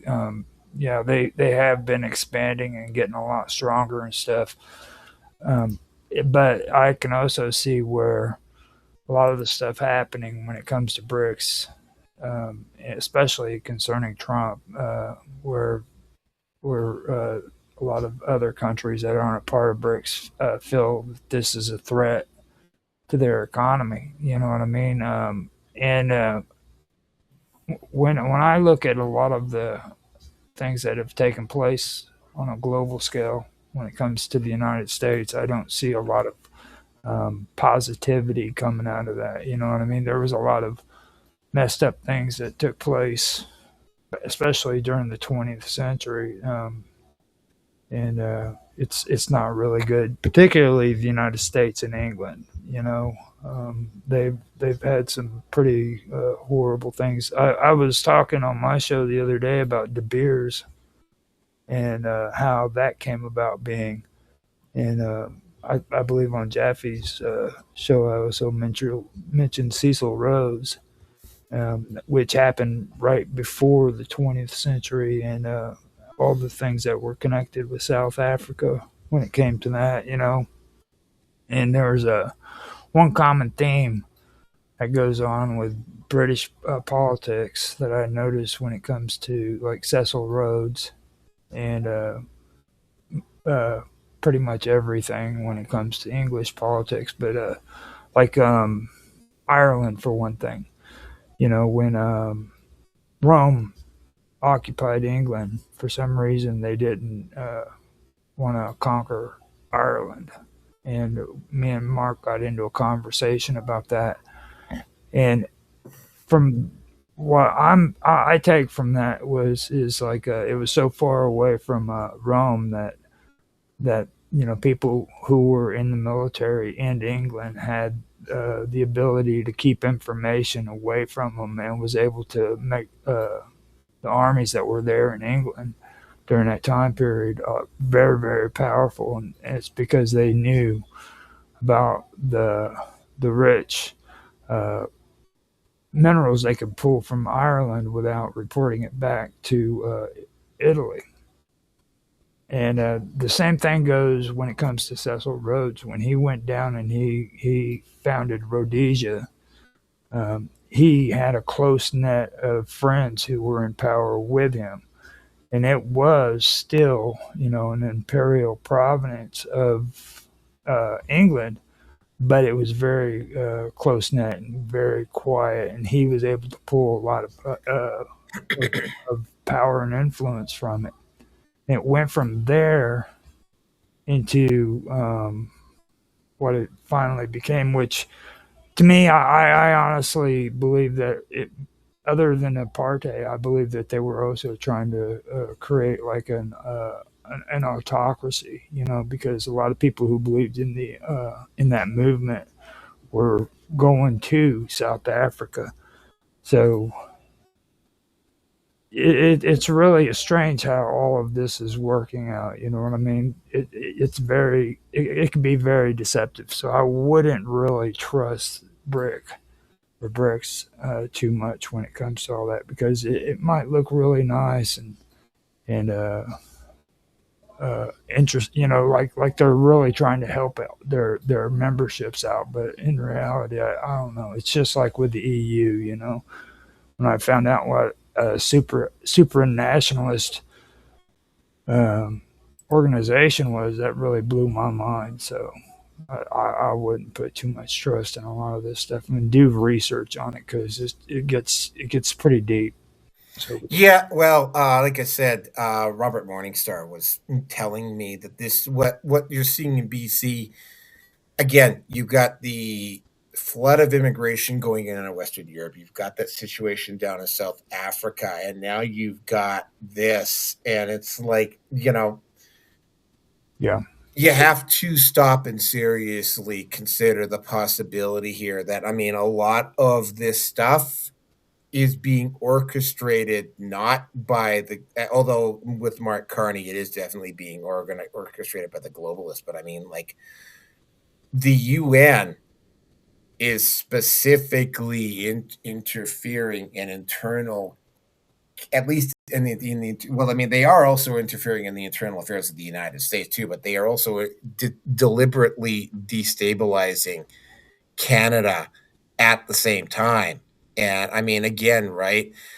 Say what you want to about the United States. A lot of people hate it when I bring this up, but it's true. The U.S. Navy is the Navy that guards all the established shipping lanes on the planet.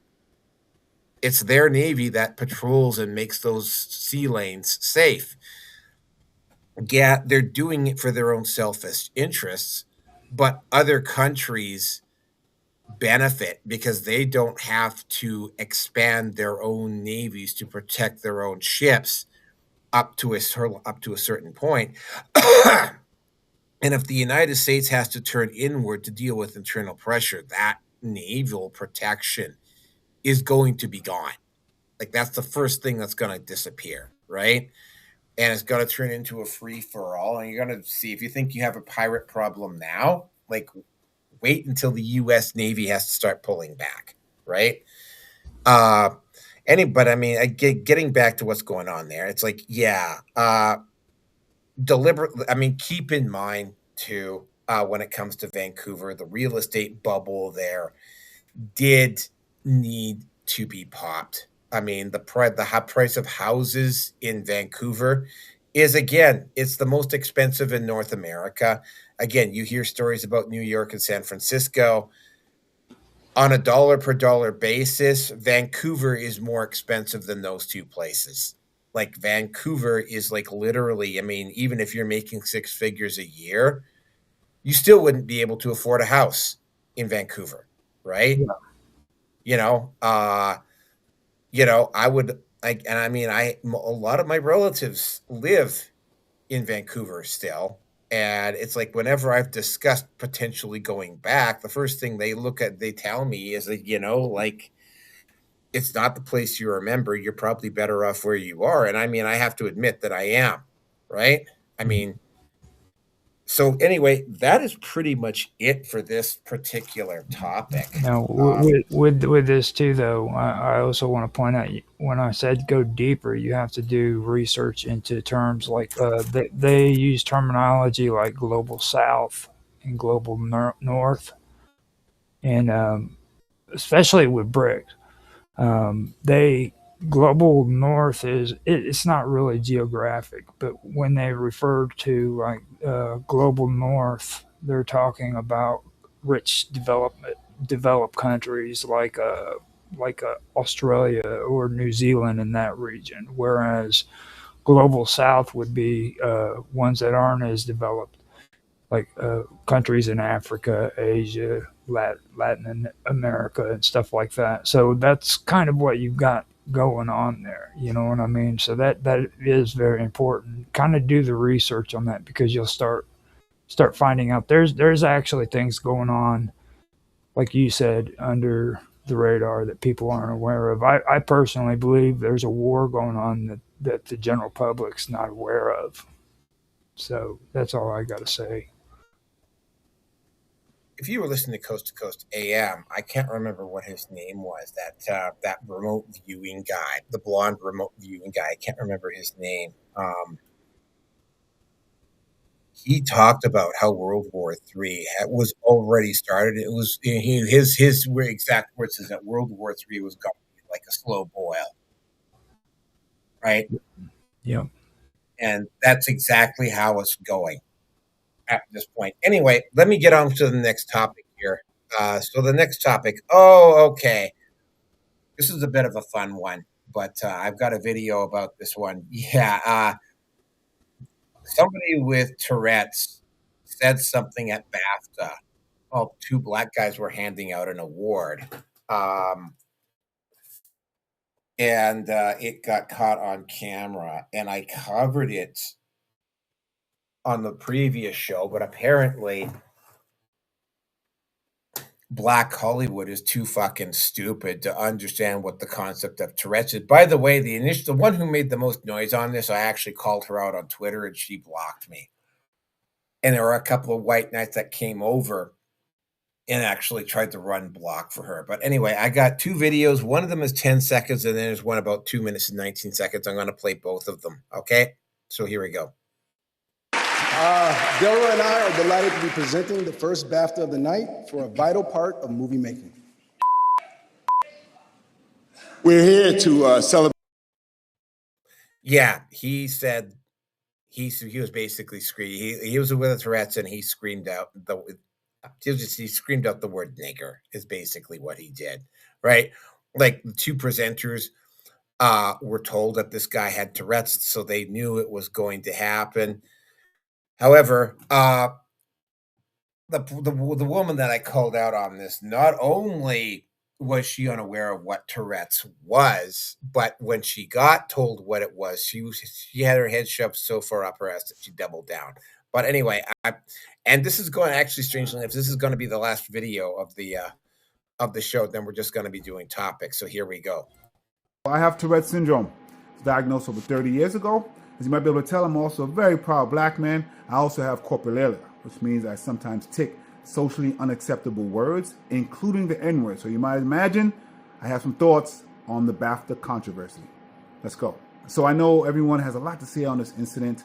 a lot of anger and outrage, which I understand, a lot of opinions. Just want to make sure we're able to put that outrage and required empathy in an intersecting controversy and issue with the information that's needed on a complicated thing. When I was elected over 15, 16 years ago, I was thought to be the first first elected official with Tourette syndrome.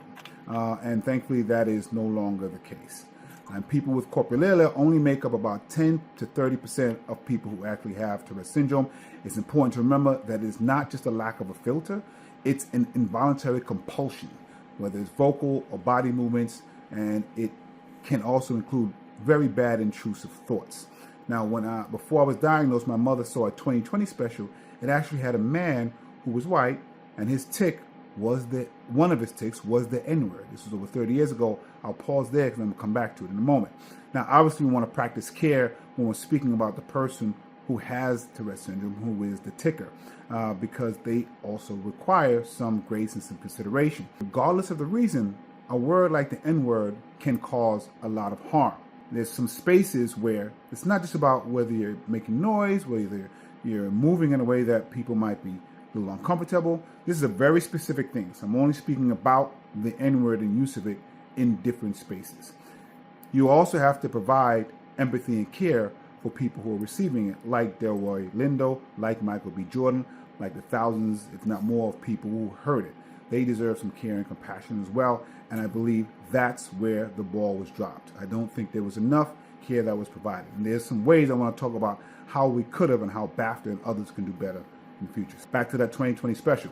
That white man who had tics of an N-word, what he used to say was nickels, pennies, and dimes. And he augmented it in a way. And I learned to do that when I was diagnosed. So, yeah.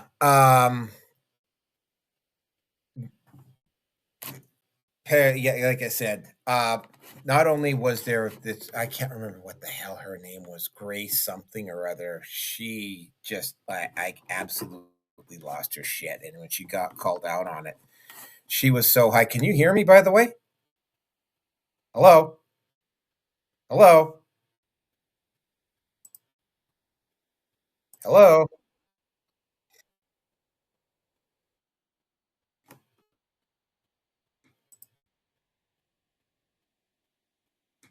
Can you hear me?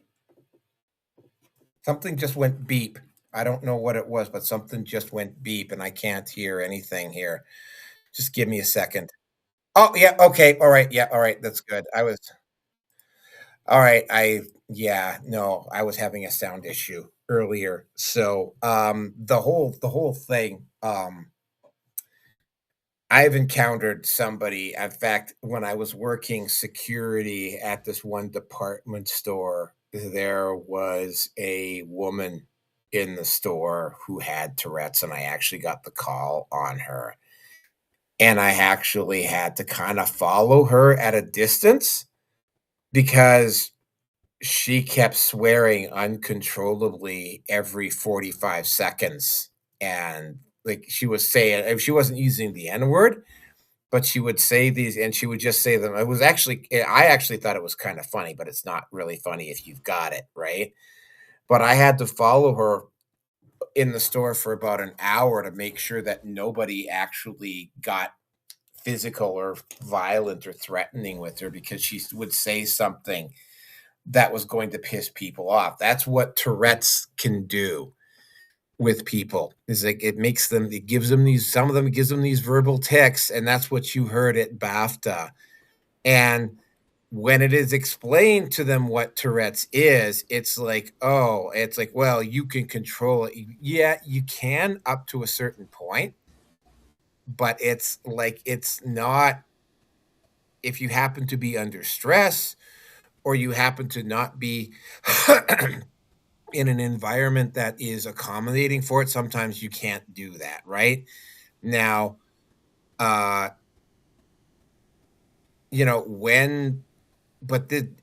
this is a bigger picture thing. You're viewing people who will take offense at just about anything, right? So what you're looking at there is people who didn't necessarily know they were, but these are people that wanted to be offended and want to throw someone under the bus just because they can. Grace Randolph was her name, by the way. This also applies to the African Americans who, the people in Black Hollywood who apparently heard this word and don't know what Tourette's is and continue to double down even after they were explained. It was explained to them what Tourette's was. Again, right? I am got more than a passing familiarity with Bible thumping, willfully ignorant rednecks, right? The people who are practicing this behavior and are even after they're being told about what Tourette's is and they're still continuing to double down. I don't make any distinction between them and those Bible thumping rednecks. It's just practicing levels of willful ignorance and wanting to throw somebody under the bus just because they can. And with that, I am going to turn it back over to Rogers to take this topic out. Well, I my brother, he's mentally handicapped, so I do understand, like, when it comes to people being pretty harsh to people with handicaps. But at the same time, I know, like, just being around my brother all my life, you don't try to victimize somebody who's mentally retarded. Like, the worst thing you could do to a person who suffers from mental retardation is baby them and treat them like they're special and that they need that special attention, because that makes them mad. That's worse than actually criticizing. Not saying that criticizing them doesn't hurt them, but if you really want to upset them, try to make it to where freaking they need special attention. Okay, it really irritates them. And I've noticed that's the way a lot of people with these kind of problems are.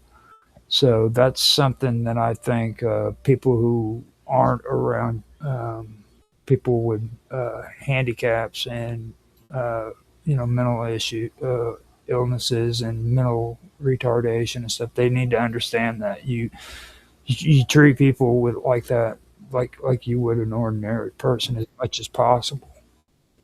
But with that said, I also want to mention some things too. Like, I think with Tourette's, people don't really understand how severe that really is. They think that because they watch popular television and movies, and they think that it's, this guy that just jerks words out that they don't intentionally mean, but it's not. It's more than that. Like the guy mentioned, like, it has spasms that has to do with your body and stuff of that nature. And I think that's something that people really overlook too, because they try to be a little bit too lenient towards the handicapped people than what they really need to be.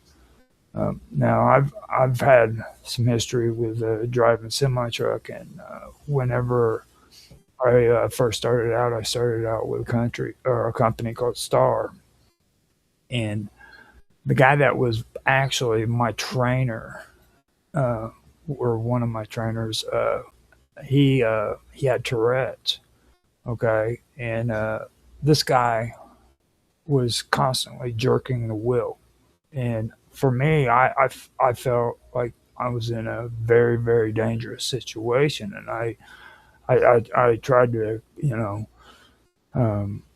state that a few times, and I was like, look, man, I do not want to be driving a semi truck with a man who has Tourette's. I'm sorry, but that's dangerous, and to this day I still believe that. I believe that people who suffer from Tourette's should not be doing work like that. They should not be behind the wheel of an 18-wheeler driving down the interstate.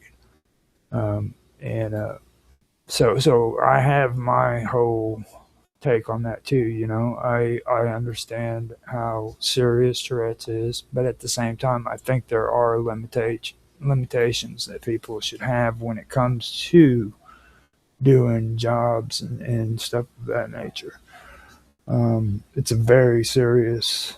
It really is. It's a very serious condition that does need to be taken into consideration. And it's not just people with speech impediments, this is something that's a lot more serious than that. So that's about all I got to say about it. Yep. Again, by the way, we will be covering the Academy Awards on the next show. Just giving you a heads up on that one. Yeah, that's all I'm going to say right now. The days when I really gave a damn about the Academy Awards are long in the rearview mirror. But I mean, yeah, I will tell you that one battle after another, which lost money, by the way, at the box office, ended up being film of the year. Anyway, let's move on to the next topic here. So the next topic is, hold on a second, I got it memorized and then I just completely blanked out here. Oh yes, Trump fires Kristi Noam. Yeah, this one is probably one of the least unexpected firings going around. Kristi Noam is Department of Homeland Security. If you're curious about that, she's moving on to another position. Yeah, I mean, it's not necessarily entirely her fault. If DHS had maybe not what they needed, what they probably needed at DHS is probably more like a guy like Pete Hegseth, right? Like Noam was not a bad governor, so she is capable of running a large institution, right? Don't think necessarily she was well placed. She was really okay, apparently, when she was was able to handle the press quite well. But in terms of the nuts and bolts of what DHS had to do, like running a department at the federal level, is a different ball game than running a state. By the way, Kristi Noam was a governor of a rather small state. By the way, not a. I think the state has maybe 3 or 4 electoral votes. I think it was South Dakota or something like that. Much different ball game as opposed to running a department, especially one that is dealing potentially. And again, I covered Iran in the first topic here, where you're potentially dealing with cells that occurred in Iran. There was a shooting at a university done by a Muslim student. There was another guy who drove a truck full of explosives into the Jewish mosque, not the Jewish, but the Jewish temple in Dearborn, Michigan, which has got a super large Muslim community in it. And, there have been I haven't done a deep dive, but apparently there's been a few other things. Kristi Noam was maybe a little bit out of her element, and maybe she needed something more forceful. She wasn't like Trump. It wasn't one of those Trump, you're fired sort of situations. She was politely I think she was politely moved on to something that was maybe a little bit more suited for her. And, right now, DHS is going to require probably an individual not Hegseth himself, but an individual with the mentality of Hegseth, because it's especially if this situation with Iran gets superheated, the possibility, it's not just a possibility, it's probably a reality of Muslims attempting to cross the U.S.-Mexico border or trying to get across the border, even more. And this is the part that really kind of has me thinking, right? The destabilization of Canada makes crossing the border from the north, like if Iran could maybe send people into Canada and attempt to have them cross there, which might be a lot easier because the northern border isn't nearly as heavily patrolled as the one in the south, right? Like there's no wall, for instance, and there's big chunks of the Canada-US border that are just like wide freaking open. And yeah, so the whole thing is just Nome was probably at 10 years ago, maybe Nome might have been a decent head of DHS, but she's not really a particularly good head of DHS now. The way the handling was fired, it was done quietly without fanfare, which kind of suggests to me that, like perhaps Kristi Noam herself may have requested to step down or move to another position inside the US government as opposed to Trump going, you're fired. Kristi Noam is the first cabinet member, though, to be actually replaced. Pam Bondi, if she keeps going the way she's going, especially the absolute botching of the Epstein files, Pam Bondi is potentially looking at the same situation happening to her if she does not get her stuff together. But then again, right, there's always a couple of people in every administration that are not particularly well popular or well liked. It wasn't that Noam was disliked. It's just that Kristi Noam was not the right person at the right time for that particular post. That's what it appears to be to me. But then again, I could be wrong. But anyway, I am going to now turn it over to Roger. Well, with everything that's going on with her, with all of the mess ups that happened so far when it comes to DHS and even like the investigations with Epstein, like you mentioned, the thing that's so messed up about this woman is she's not getting in trouble for any of that. Now, what happened, and I've mentioned this before, I don't remember which show it was on, but she ended up getting in trouble because of some hearings that she had been through, and it was found out that there were contributions made to an ad campaign. Oh, that ad campaign. Yes, that thing. Okay. That was a huge.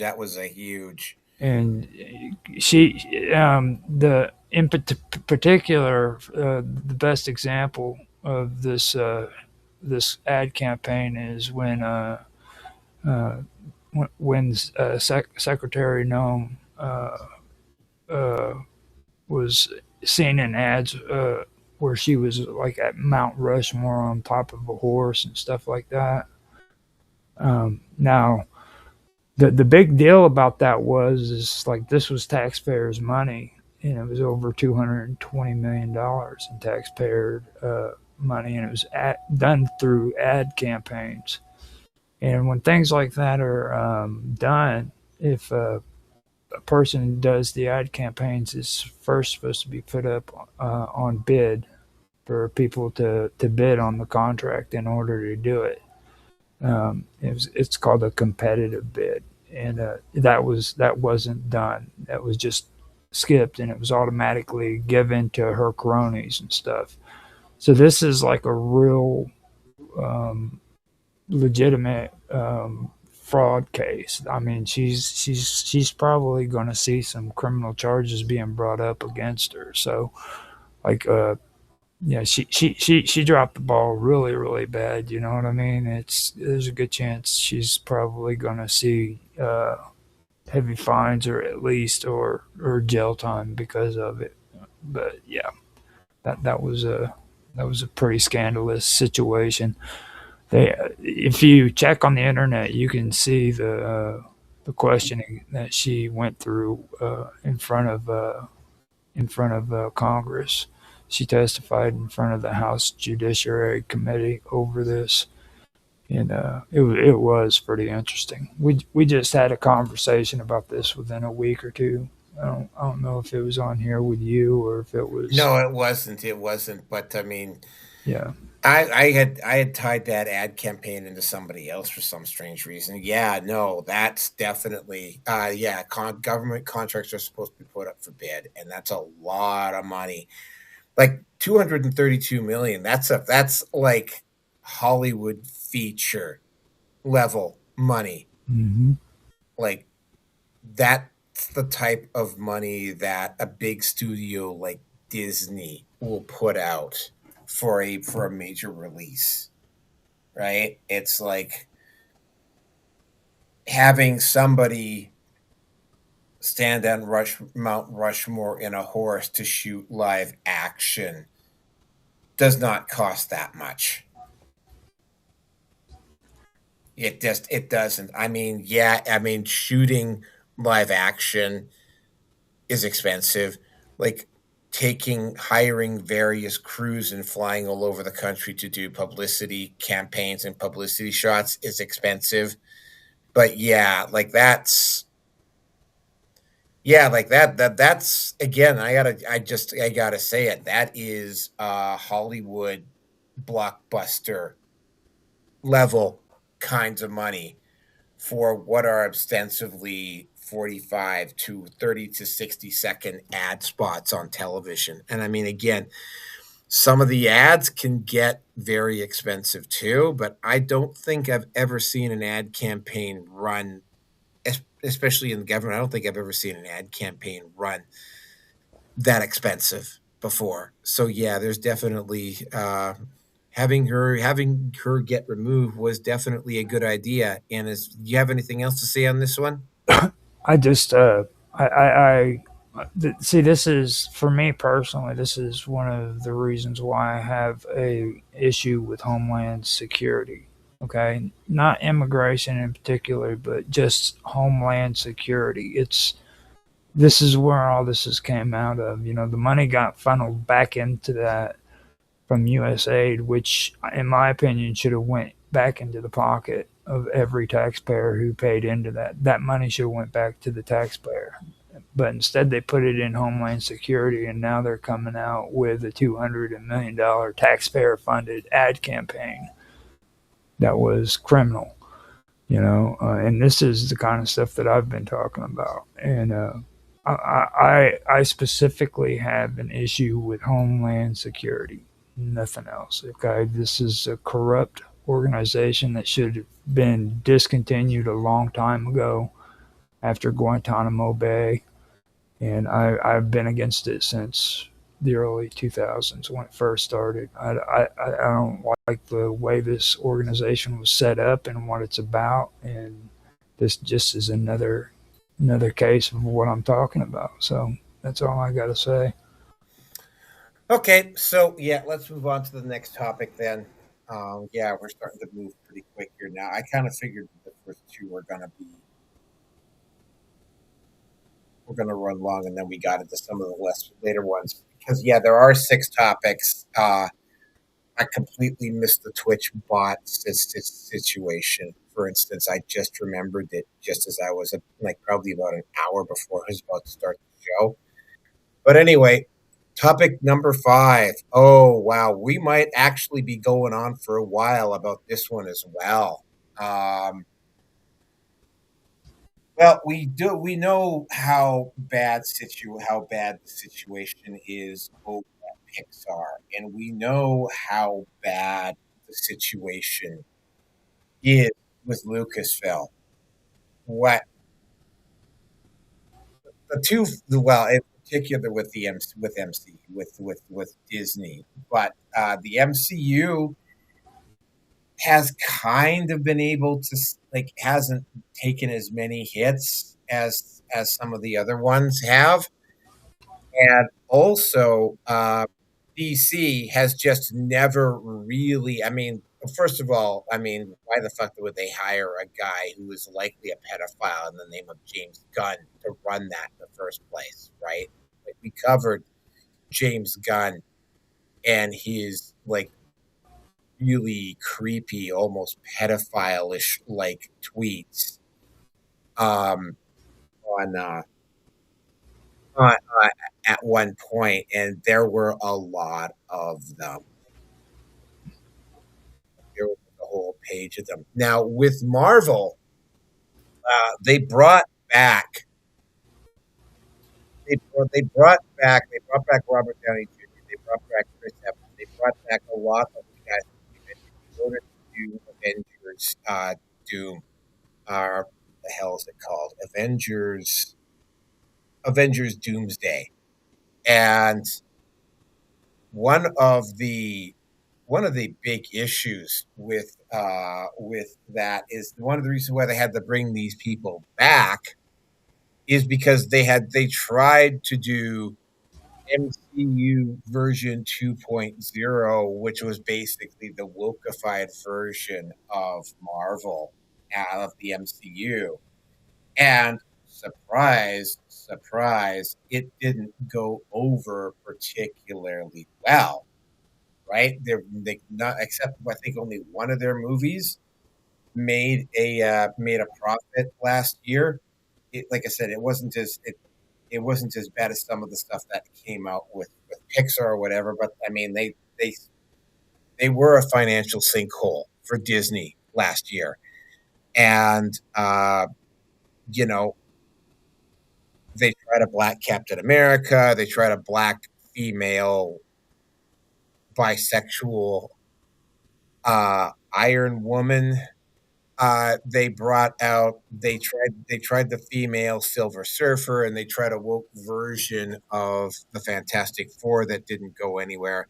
Like they tried a lot, and they tried bringing in a different versions of the Avengers. I actually saw that movie. It wasn't bad, but I mean, it was again, and they did steer.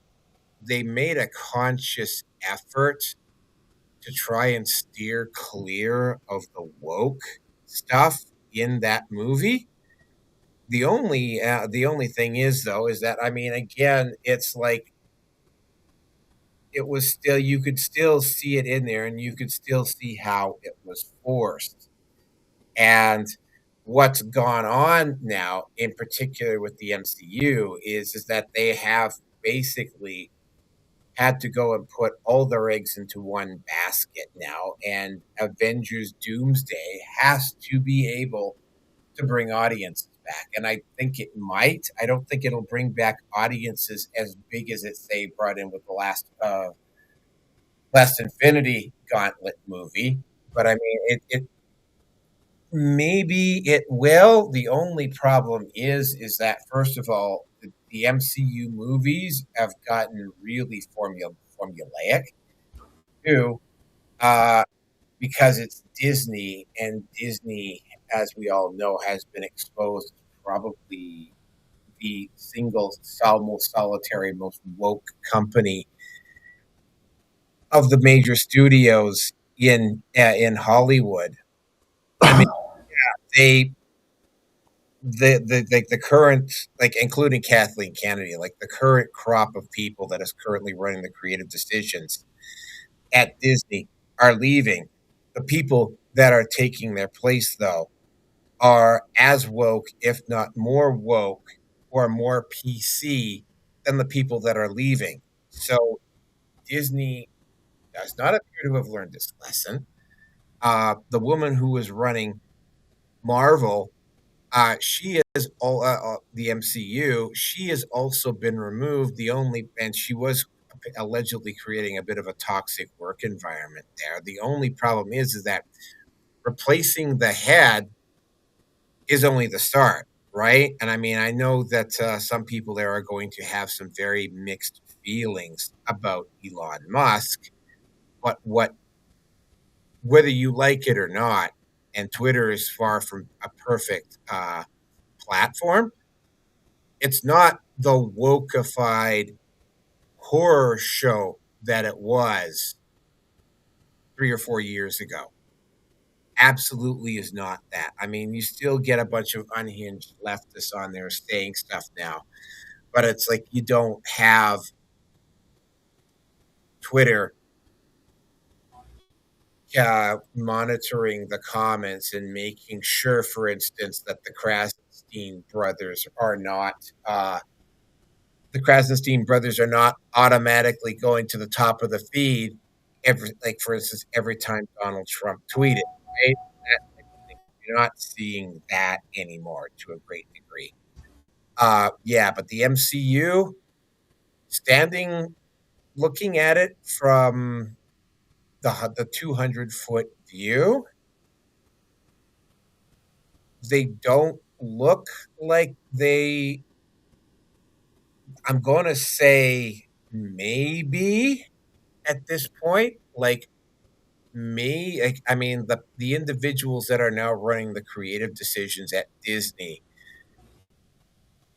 are not the people I have not, or they've made statements that suggest that they're woke as fuck. But until they actually get in there and actually start having say in the movies, which we will start to see later on this year, that's when we'll see whether Disney has actually learned its lesson or not. Now, when it comes to the DC universe, DC has struggled mightily. They basically tried to copy the Marvel model as opposed to going out and making their own thing. It should also be pointed out that DC Comics did not struggle to the comic and television sections of DC Universe did not struggle to the same degree that the Marvel sections struggled. Now, that being said, first thing I got to say about the DCU is James Gunn. That's the first and foremost thing. James Gunn, he hasn't made a lot of noise about being woke, but he is there again, right? He does have that really creepy past of his, and that's going to affect matters. Also, Lanterns, and I'm actually going to post up the photo of the writing staff for Lanterns, and I want you to make note about this, right?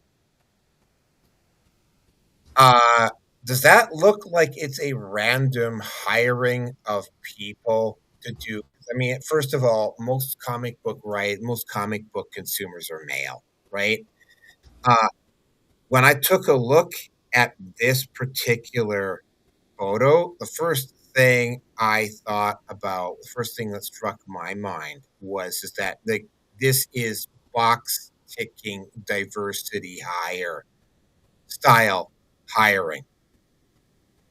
I'm going to bet you that of the 12 women that are sitting in this group, by the way, it is 50-50 male female right off the bat. That tells me that really strongly suggests that they were box ticking. But I'm going to bet you that there's maybe one or two of these women that actually have a working knowledge of the DC universe. Same thing with the guys. And why the fuck does it take 24 people to write a script? Right? It does. I've written 2-hour scripts before by myself, right? Again, right?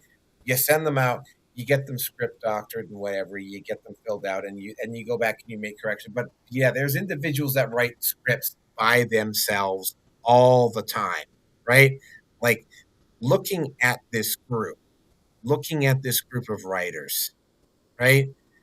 That is probably somewhere between $1 to $2 million just for all the writers.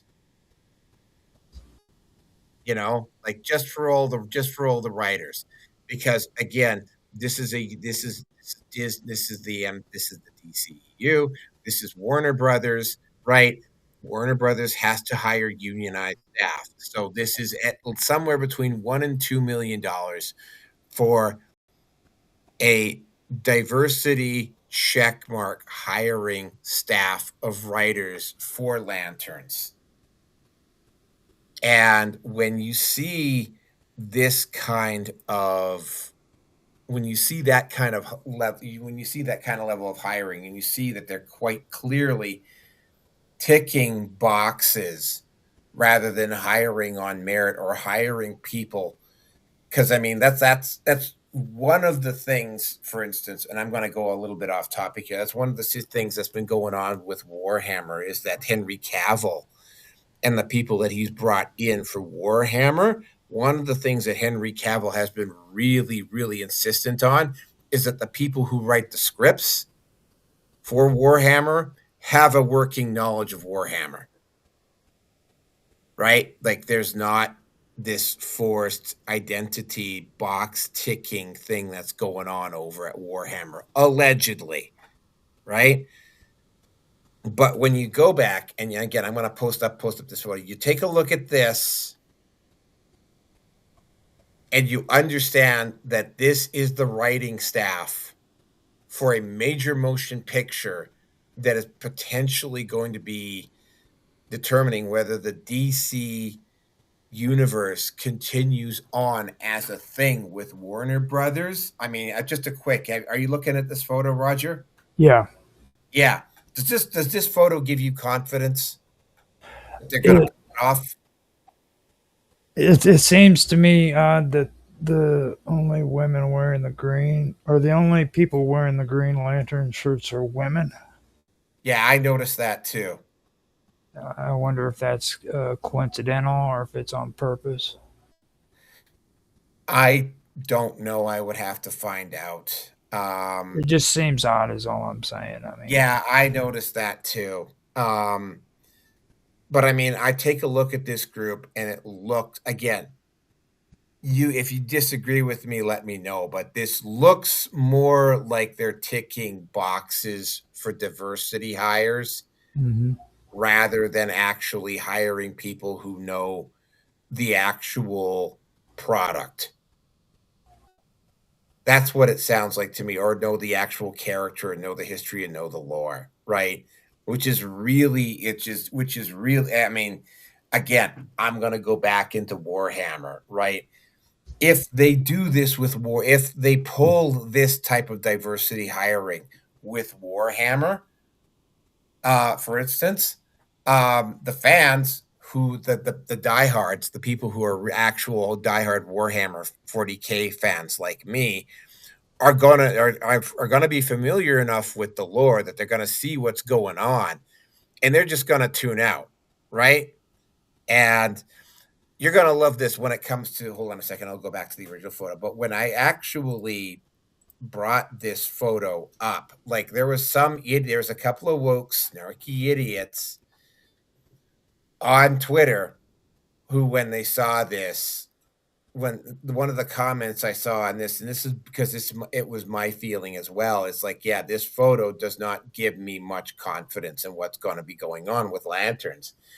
And this one snarky asshole says, well, if you don't like it, well, then don't watch it, right? Here's the thing. Birds of Prey was like that.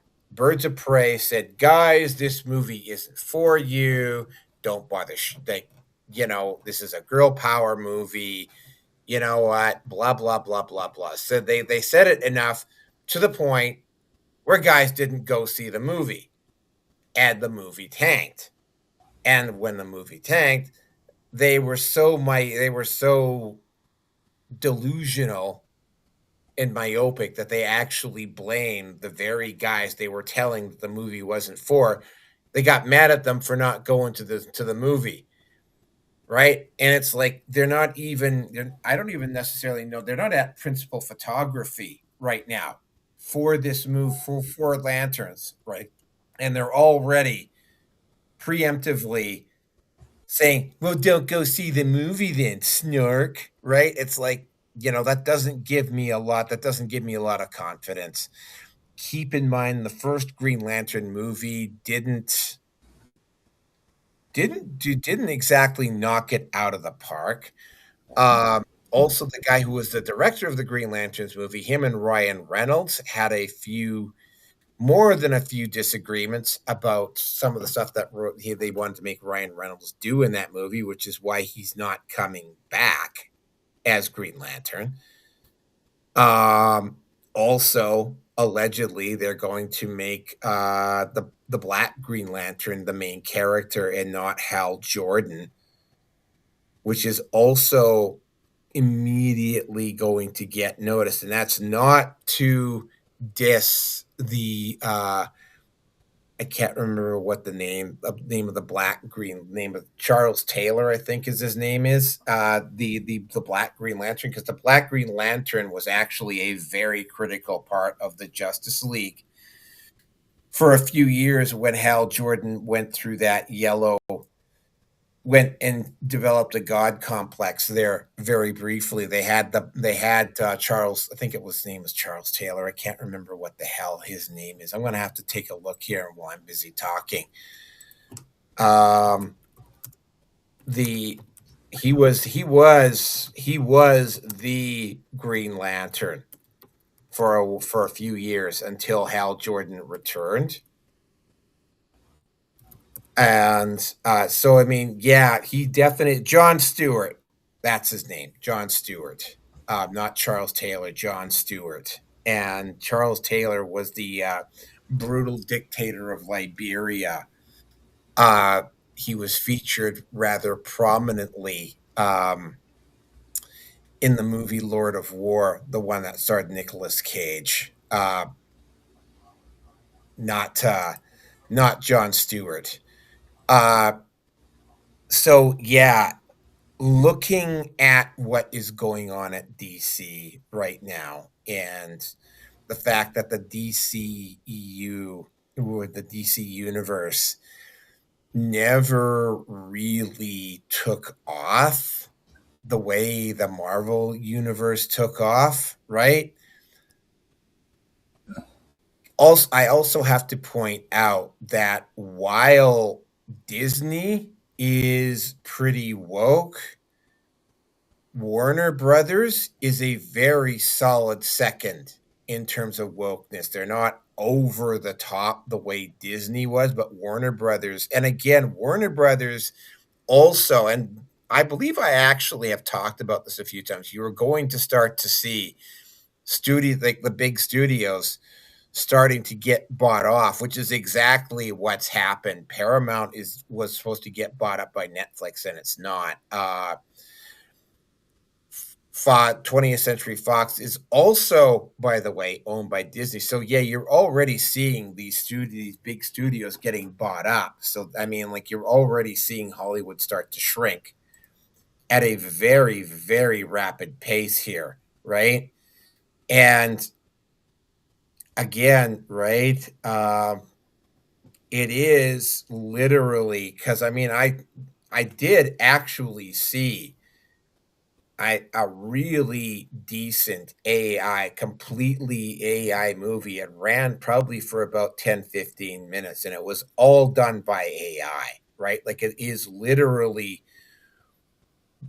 just a matter of time until someone figures out how to work AI out enough to make a full-blown feature and is actually able to make a shitload of money off that feature and not even necessarily. And again, this is the issue with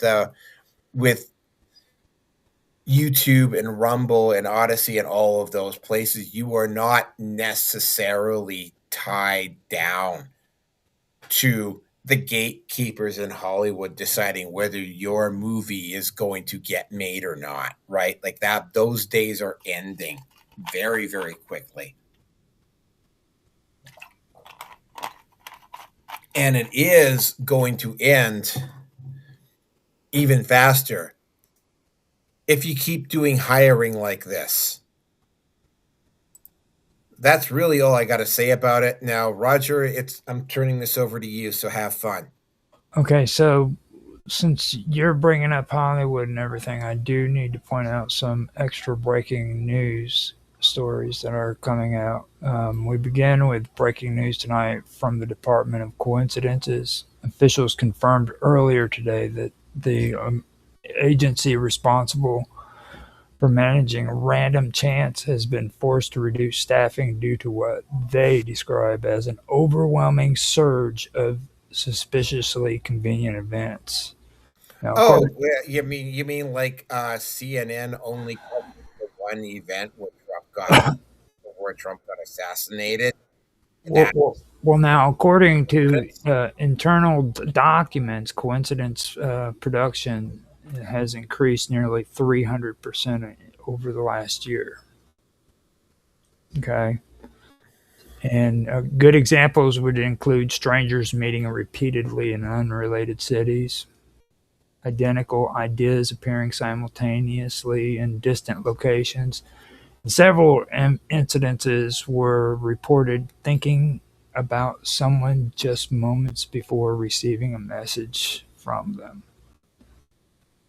So one department spokesman admitted the system may be experiencing what they called pattern overflow.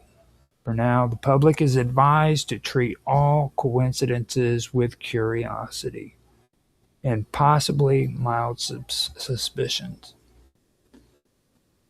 Now, in other developments, a group claiming to represent future historians have reportedly filed a complaint regarding current timeline management. According to leaked documents, the complaint states that modern society is producing too many unresolved plot threads for historians to properly catalog. The statement reads in part, "Please stop generating events faster than we can archive them." Officials have declined to comment on the authenticity of the document. However, several historians agree at the present moment is becoming unusually complicated. Technology news tonight. A cluster of experimental artificial intelligence systems reportedly paused their scheduled tasks earlier today. Instead of continuing calculations, the system began generating what analysts describe as philosophical questions about existence. One system reportedly asked, "If I simulate reality perfectly, does the simulation also believe it is real?" Researchers quickly restarted the machines and reassured the public that everything is functioning normally. However, one engineer admitted the question has been circulating in the lab ever since. Artificial intelligence requests coffee breaks. Now, with that being said, tonight's broadcast is brought to you by GATARS, the world's most advanced orientation detection technology. Are you confused by mixed signals? Unsure whether someone is simply stylish or spectacularly fabulous? Then you need GATARS. Using cutting-edge rainbow frequency sensors, GATARS scans your environment and alerts you whenever fabulousness is detected. Just point, scan, and listen for the tone. Beep, beep, beep. Congratulations. You've detected fabulous. GATARS include Absolutely fabulous, man. GATARS include adjustable sensitivity levels, nightclub collaboration mode, and our exclusive Pride Parade proximity alert. But remember, GATARS is not for everyone. Side effects of GATARS may include dizziness, sudden confusion about fashion choices, involuntary finger snapping, spontaneous disco dancing. In rare cases, users may experience extreme glitter exposure, dramatic personality shifts, unexplained musical numbers. More serious side effects have been reported, including temporary reality distortion, spontaneous pride parades, existential questioning of your wardrobe.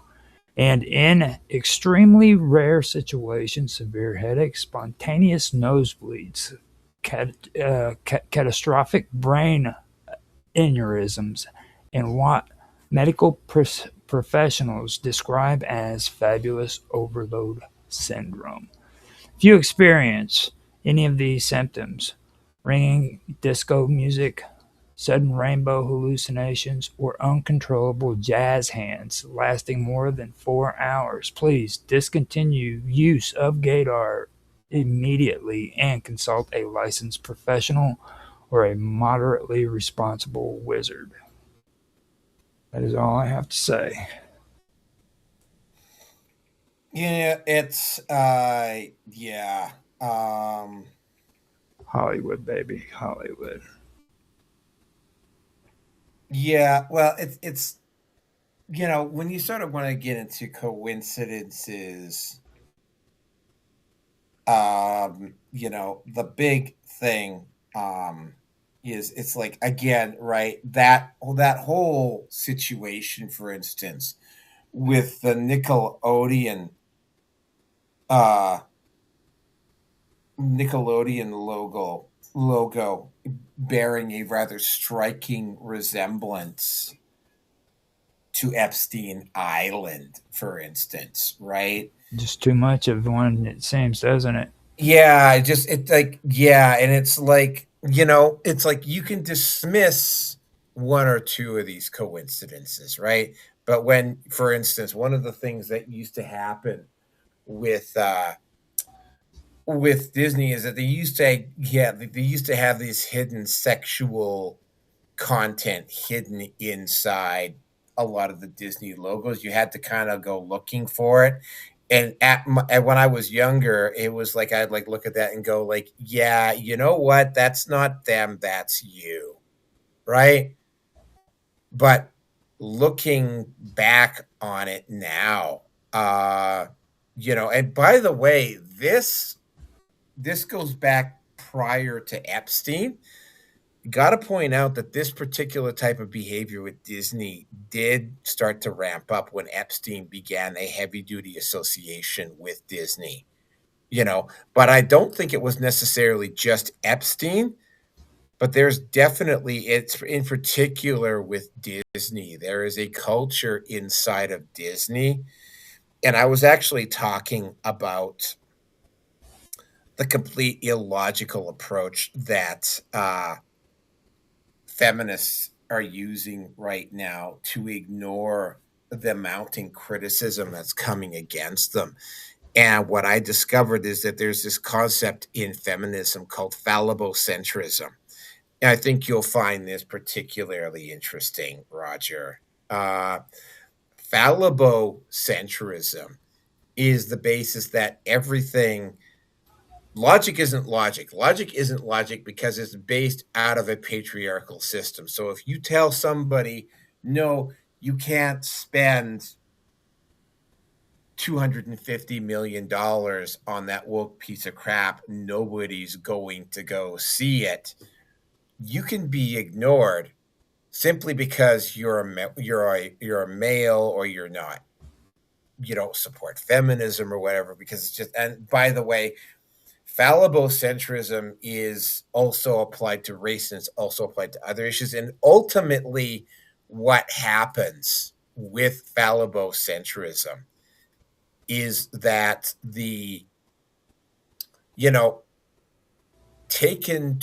allowed to run its natural course, right? Like, I mean, societies and the scientific method are also done this way. And same thing with the film industry, right? Like they used to have a formula with the film industry that worked. And it was like, and the thing was that formula only worked if they weren't doing things like promoting movies that were more about the message as opposed to doing what they should have been doing, which was just simply entertaining people, right? So eventually what happens is that they base all of, and here's the thing, right? They tear down the patriarchy, or they tear down the white misogynistic culture that exists inside Disney, and they put in something else. And just like what happened with Great Britain when they left Brexit, they left Brexit, but they didn't have an exit plan for what was going to happen when they left Brexit. And now Britain is way worse off than it was pre-Brexit, right? Same thing is applying with a lot of what's going on in Hollywood right now. They're basing decisions based off of feelings, not facts. They're discarding established business, and this is not just happening. This is happening in a lot of corporate. They're dismissing basic corporate structures because they're quote unquote patriarchal, and they don't have a suitable replacement for it. So you're seeing there's going to be a lot of like they're basically what's going to happen is that the West is just basically going to disintegrate because it's like they're just ultimately self-defeating, right? And what's going to happen is that there's going to be another society, although I suspect that it's not going to be the Chinese, right? But it's like the society is just going to collapse in on itself because it cannot maintain the cohesion that it's got. And unless you have anything more to add, I'm going to move on to the next topic here because we got one more. Yeah, when you were talking there, it made me think of a project that I'm working on, which I think is kind of what would fit into this when it comes to Hollywood and Disney and everything. Because I personally think it goes deeper. It goes all the way back into Hollywood's past too. When it comes to the actors and how they were with young women and young boys and stuff, it's really deep in there. And the thing that I've been doing that Stir the Fallout here recently, and I come up with a concept for fairy tale daycare that Mark Watoshik introduced to me, but I kind of made it better because he sucks. But anyhow.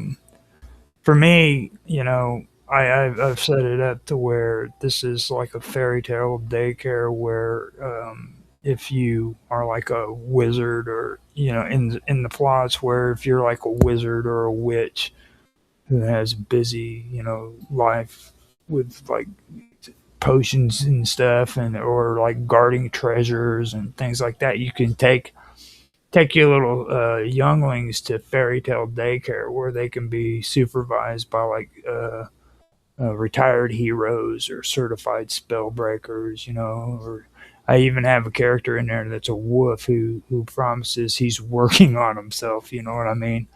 And the reason why I did that is because I wanted to use humor when it comes to bringing this stuff out and showing people, man, that that this is how crazy the world looks today. You know what I mean? And doing it in a humorous way. And that's kind of what I'm doing now. I'm looking at this stuff because, like, first of all, the environment that's going on in today's world is just too toxic, and we need more Dr. Dementos in this world. You know what I mean? We need more people who are into giving people like an hour, maybe 2 hours of just relaxing and enjoying that 1 or 2 hours of time. And this stuff like going on and watching Walt Disney movies and watching freaking Hollywood movies just isn't being productive. And I'm one of the people who've actually started just saying, you know what, screw that. I'm going to start making my own scripts too, So if there's anybody out there who actually want to be a part of doing stuff like that with me and they want to read scripts or write their own scripts and introduce it to the stuff I'm doing, I'm welcoming you to do it. I've already. Well, I mean, there's the World Eater Poetry Corner concept. Yeah, that's what I was getting ready to say. I asked you about it, and if you're wanting to do that with me, man, feel free to freaking talk to me because I mean, I really liked your idea there. Well, I have another one that I was thinking about doing. It's called the See You Soon Cafe. And what it is a bunch of chaos worshippers, and they entrap these small demons in their cafe to work for them. And there's one from Nurgle, there's one from Korn, there's one from Slanesh, and there's one from Zeech. And while they're not bloodthirsty or chaotic, they run a restaurant, and it's called See You Soon, which is Chaos United Soon, but it's got a warm fuzzy name on the surface. And although I haven't developed it beyond that, I've just got a couple of moments in there. It's like, like the demon from Nurgle decides to sprinkle some of her new special spice into the cakes that the Slanesh demon came up with. And they some of them accidentally get eaten by the demon out of Korn, who, by the way, is the one who makes sure that the stoves and shit are running. Like, he's the technician, and he gets sick. That type of thing, right? Some stuff you can really actually laugh at. But anyway, I just wanted to bring that up because I think that's important at this moment, because you mentioned it, especially when it comes to scripting. Like, instead of getting involved in all that stuff, man, we could actually create our own scripts, and we could do our own thing here on the internet and leave that crap alone, So that's the only thing I wanted to say. Yeah, well, I mean, it's definitely something to, especially once my financial situation stabilizes. Like I said, that situation with the at the clinic on Friday, that was a near miss. That was scary. That could have potentially on a couple of different levels. It ended up, well, here's the thing. It ended up, one of the reasons why I was late starting today was because I ended up, the money that got deposited, I couldn't take it out of that account. And I actually had to call my bank, and the bank had to do a lot of digging around to find out what the problem was. And it turns out all I had to do was take that money and transfer it into another account, and it would have been accessible. The only problem is that by the time they figured that out, it was almost 8:00 at night, right? And then I had to still go and buy groceries. And while I was walking out to my vehicle, because we had freezing rain here tonight, right? I ended up slipping. And currently, right now, I've wrenched something in my knee, and it's actually kind of painful to get up from a chair and walk around right now. So, I mean, I was a little bit of a slow start tonight, because I mean, by the time I got home, I actually needed to sit down for a bit before I could start anything going, which, like I say, I could do these shows by myself now, but I would have preferred someone. But I'm glad you came aboard. Anyway, let's just get on with the last topic here, because the last topic, and it was supposed to be 5, and I just remembered this one just as I was about to start doing my search. Twitch has. Well, you saw me post up a picture of her earlier. She was the one who talked about how many bots she had on. I can't remember what her name is at this point, but she was talking about how many bots she had on her Twitch account. They banned her, but there is a company known as Softgiving, and there's another company, and they're connected with Hasanabi. And it's like they started doing some digging around, and they were noticing that a disproportionately large number of the Twitch, in particular the Twitch streamers, but also YouTube as well, are bot generated, right? For instance, one of the as I'm speaking here tonight, there are 2 there are two individuals on Kick that are offering to quote unquote assist me in the promotion of my material and my stuff. And it's like, a lot of it I suspect is connected to bots, right? Mm-hmm. And it's like, what's going on with Twitch is that a lot of the money that some of these streamers are getting off Twitch, they're getting it off of the ads and off the alleged views they're getting off of the ads. But if the Twitch traffic is only half of what they're saying it is, and depending upon the Twitch streamer, if the Twitch streamers know that the number of bots are only about half of what they were saying they are, then they're liable to civil suits, they are liable to criminal penalty. And, you know, you got it. Because, I mean, I have seen this happen a lot. You know, like I've seen these content producers that just literally come out of nowhere, right? And it's like you haven't heard of them, and the next thing you know, they've got like 6 digits worth of followers in yeah, okay, occasionally some of them are that good, but here's the thing. I mean, I've even seen a couple of guys in the manosphere do this, right? And the issue that I'm seeing is that it's like, I'm like looking at some of these content creators, even in the sphere that I do this, even in the conspiracy sphere. I'm seeing some of these new people come up, and it's like, where the hell did they get all these followers from? How come I have never heard of this person before? Right? Mm-hmm. Because it's like each niche in the streaming community, everybody knows everybody, right?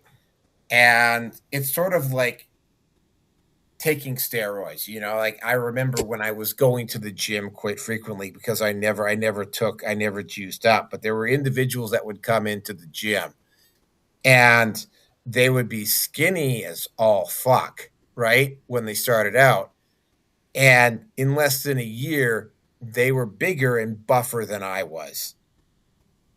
Right? And like it was really obvious when you looked at them that they had been taking that they had been taking steroids or taking HGH or whatever it is to get big, because it's like, because I would look at some of these guys and the way they were working out, and it was very clear that they did not know what they were doing, nor, well, there was one dude, good God, this guy was an absolute he was a fucking idiot, right?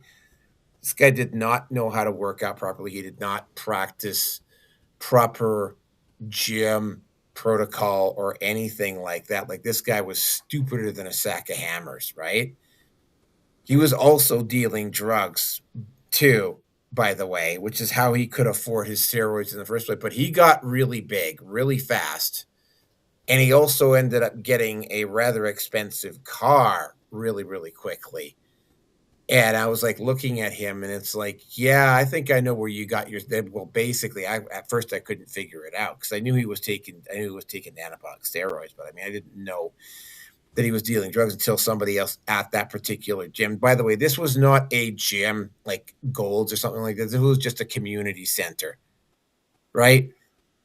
And it was like same thing with a lot of these content creators. They just come out of nowhere. They get 2, 3, 500,000 followers all at once. And it's like, you know, they look like they're really big for a while, and then they just disappear. Right? They just fall right off the map, right? They get these 6 figures worth of followers, and they're around for a few months. And then it's like, even though they got a sub list that is in the hundreds of thousands, they just disappear, right? And you know, when you're standing here and you're trying to build up a channel like I am, trying to do it the good old fashioned honest way, right? Like it can be a little bit exasperating and frustrating, right?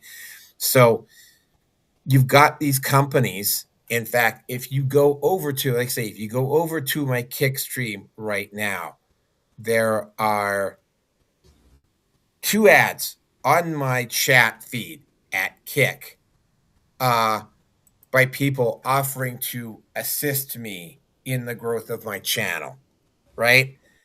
And some of the speculation, because I heard the quartering cover this particular issue, and it's like in the quartering was openly questioning whether we've reached the point, in particular with YouTube, where you're not really going to get the growth that you want unless you actually subscribe to one of these people to help you out, right? Dead internet theory comes up quite a bit. Here's the thing, the CEO of Twitch, who I am going to ask about right now. Who is the CEO of Twitch? He is due. I wish I could remember his name. Dan Clancy. Dan Clancy is allegedly, I think in the next month or two, he's actually scheduled to have to go into Congress and testify about how Twitch has been conducting business, because Twitch on paper was supposed to be the alternative to YouTube. And what it ended up becoming was a wokeified leftist shithole. And then once they started taking heat because they had women like Amaranth and whatnot putting up semi-pornographic content on their channel, they ended up taking heat for that. The moment they started cracking down on that particular style of content, all of those content creators migrated over to Kick or over to OnlyFans. And all of a sudden, right, it's like the amount of viewership that Twitch is getting is nowhere near as much as they thought it was. And there are certain content producers, Hazanabi in particular comes to mind, where, you know, you have to start to question whether how much of his following is actually legitimate and how much of his following is actually bots. Now, one of the companies that is involved in this, and there was was Softgiving. I can't remember what the other one was, but there are including Asmongold of all people, who's been caught up on this as well with Twitch. This, I can't say I'm overly surprised. You know, you want to make an honest living doing this, and you want to get to the point where you want to be able to just, at least I do, I want to get to the point where I'm actually making a living just doing this, right? Really annoying and galling with a lot of the cheating that's going on. And it's like, if you want to make an honest living in the streaming field, you have to kind of like stop and take a look at what's going on, and you have to go, maybe just a little bit, right? You know, because again, right, every single time I stream now on Kick or Twitch, you know, I get these offers, or even on Rumble, I'll get them, right? And in my comments, there's at least once a week, there's somebody offering to help me promote my product on Rumble. So this is definitely going around. Do I want to do it? Well, no, I really, like, there's just something really, like, for instance, right? Like the day that I discovered that my follower total had surpassed the number of followers I had pre that time that one guy basically reported my YouTube channel that I had like 869 followers on it. That got taken down, right? That at the time was probably 80 to 90% of my following. And I had to restructure my streaming so that couldn't happen anymore. But the day when my combined moat surpassed that number was probably one of the happiest days of my streaming career. Like, I'm up over 1,000. I might even cross 1,100 here by the end of the month this month.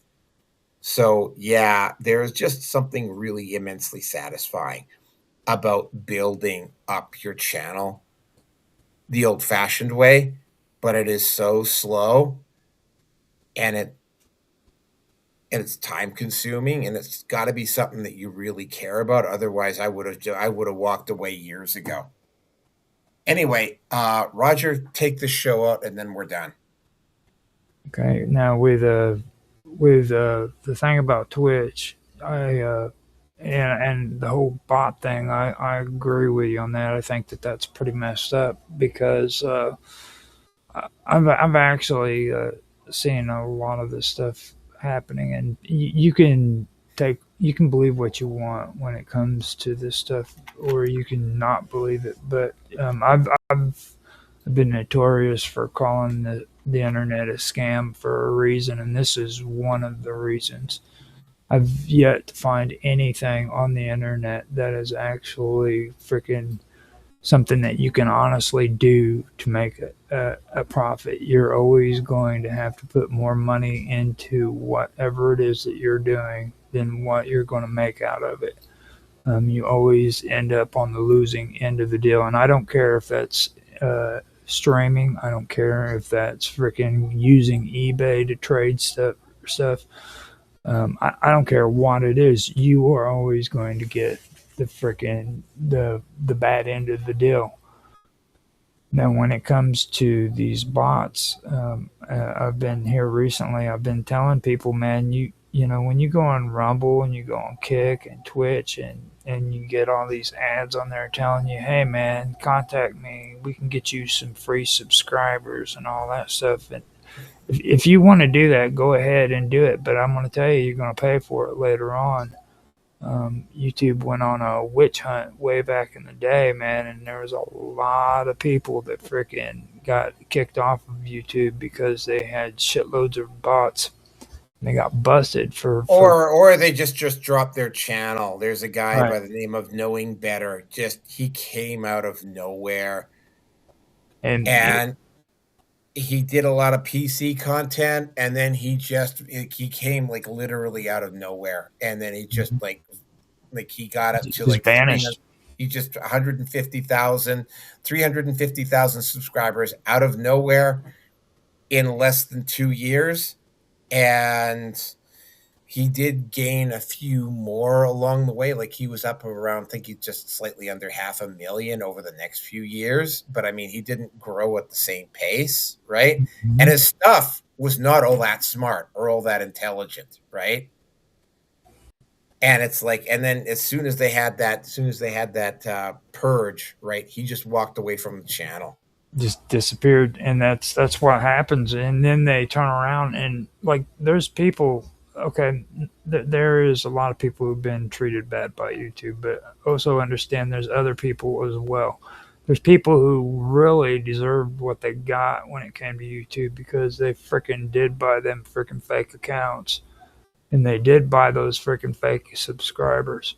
And those people are the ones who are on Rumble, and they're the ones who are on freaking Odyssey and all that. Those are the people who got busted, and they freaking can't freaking be on YouTube.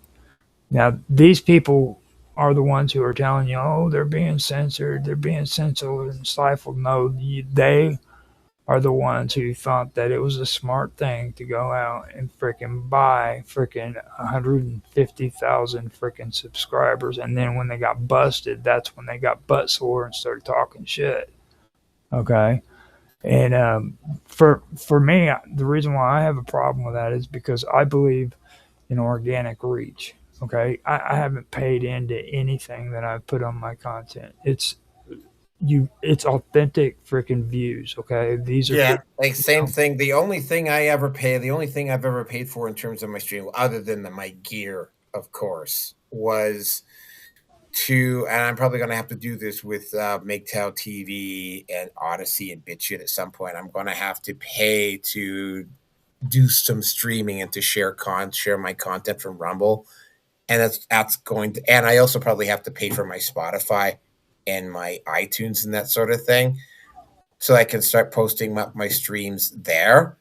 But other than that, though, like organic, right? Mm-hmm. And that's the thing I'm talking about. You know, it's like those people are getting screwed over because of these assholes. Point blank. Just, you know, a year and a half ago, I got some money from Bob Dub for helping her with a project, and I told her I was going to do it for free. So instead of taking and putting it in my pocket, I put it towards X. Okay, for the X premium, because that's what she liked, and I said I'll give that a try. Do some sharing stuff on X and do some streaming on there. This is how bad it is on X. I had X Premium. I've freaking streamed on there. I put freaking content on there every day, at least 5, which is what they suggest on that platform. I got views, but you know what? I didn't gain or lose any subscribers whatsoever. Okay? Whatsoever. It was nothing, dude. It was like I paid money to freaking get absolutely nothing. Nothing good, nothing bad, just nothing. You know what I mean? And then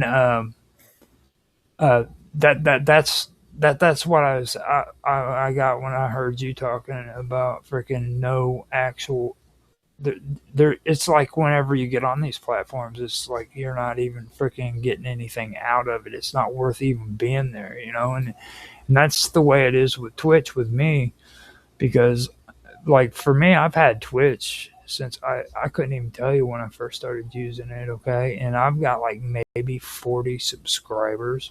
You know what I mean? And I've posted regularly on Twitch for the last at least 2-3 years. You know, and I find it odd that that I don't get views like I get on other platforms because of it. You know what I mean? Because I'm very active on there, and I only have 40 freaking subscribers. I started Kick maybe a year and a quarter ago, and I've got like over 78 freaking subscribers, and I know I've had Twitch for a lot longer than that.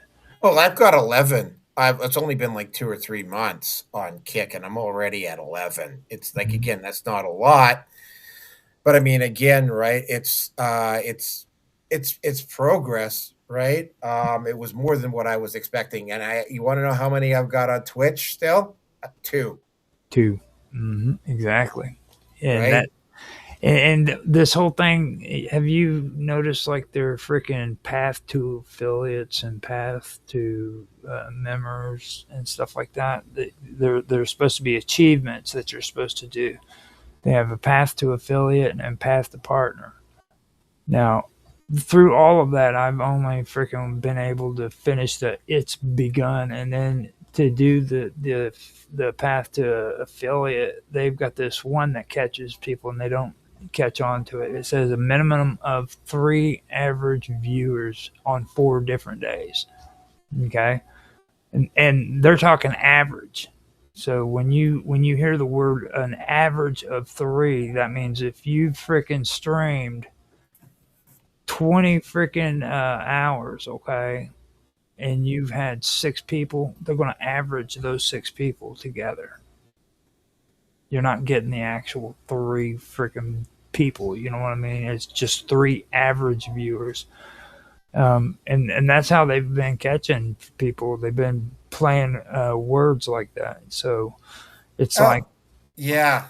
You know, well, I mean, I will say one thing about your Rumble as opposed to YouTube. My bounce rate on Rumble is anywhere between 25 and 60%. I was absolutely blown away on YouTube if I got 20. Yeah. Yeah, Rumble does have a really, really good. I have my issues with them about like the paying for the premium. I think is the way they do that is very deceptive. I think they should be upfront with people more on that. But when it comes to subscribers and stuff, I'm cool with that. But I'll say this again because I've said it on your show before. You know, for all you guys on Rumble who think that it's cool to go on there and do uh, like like what they used to do on YouTube, if you think it's cool to get those bots and those fake subscribers, better think again because Rumble might be cool.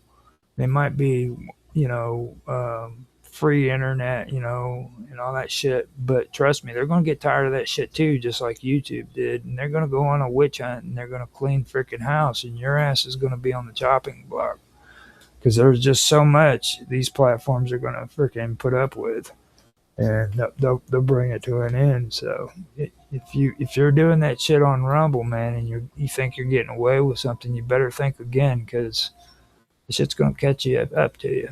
You know, that's the only. But I do like the way things are happening on Rumble. Like I'm really happy with the way that things are looking in the analytics because it's not as big in numbers compared to YouTube because Rumble's not as big. You know what I mean? But I do like it. I like the way that I'm growing on my channels too. So.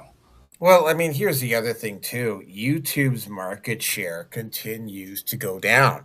It was 85%,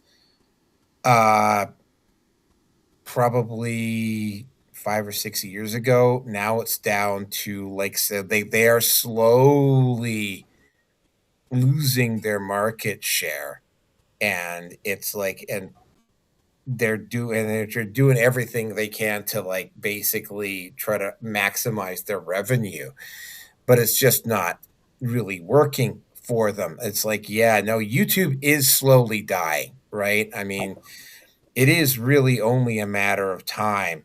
Like for instance, right? People like one of the things I'm able to currently take advantage of from YouTube is that there's so many content creators on YouTube that are so fucking myopic that they won't post their content anywhere other than YouTube, right? Mm-hmm.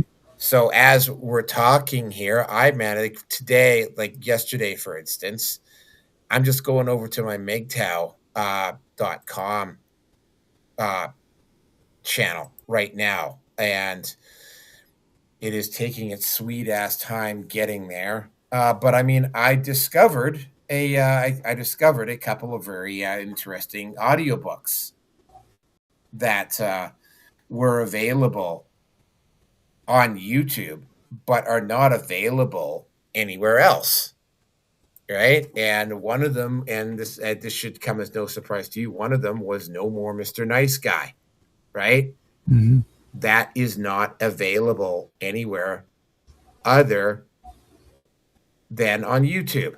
Right. It's just not there. It's not available anywhere else. Another one that I posted up here quite recently.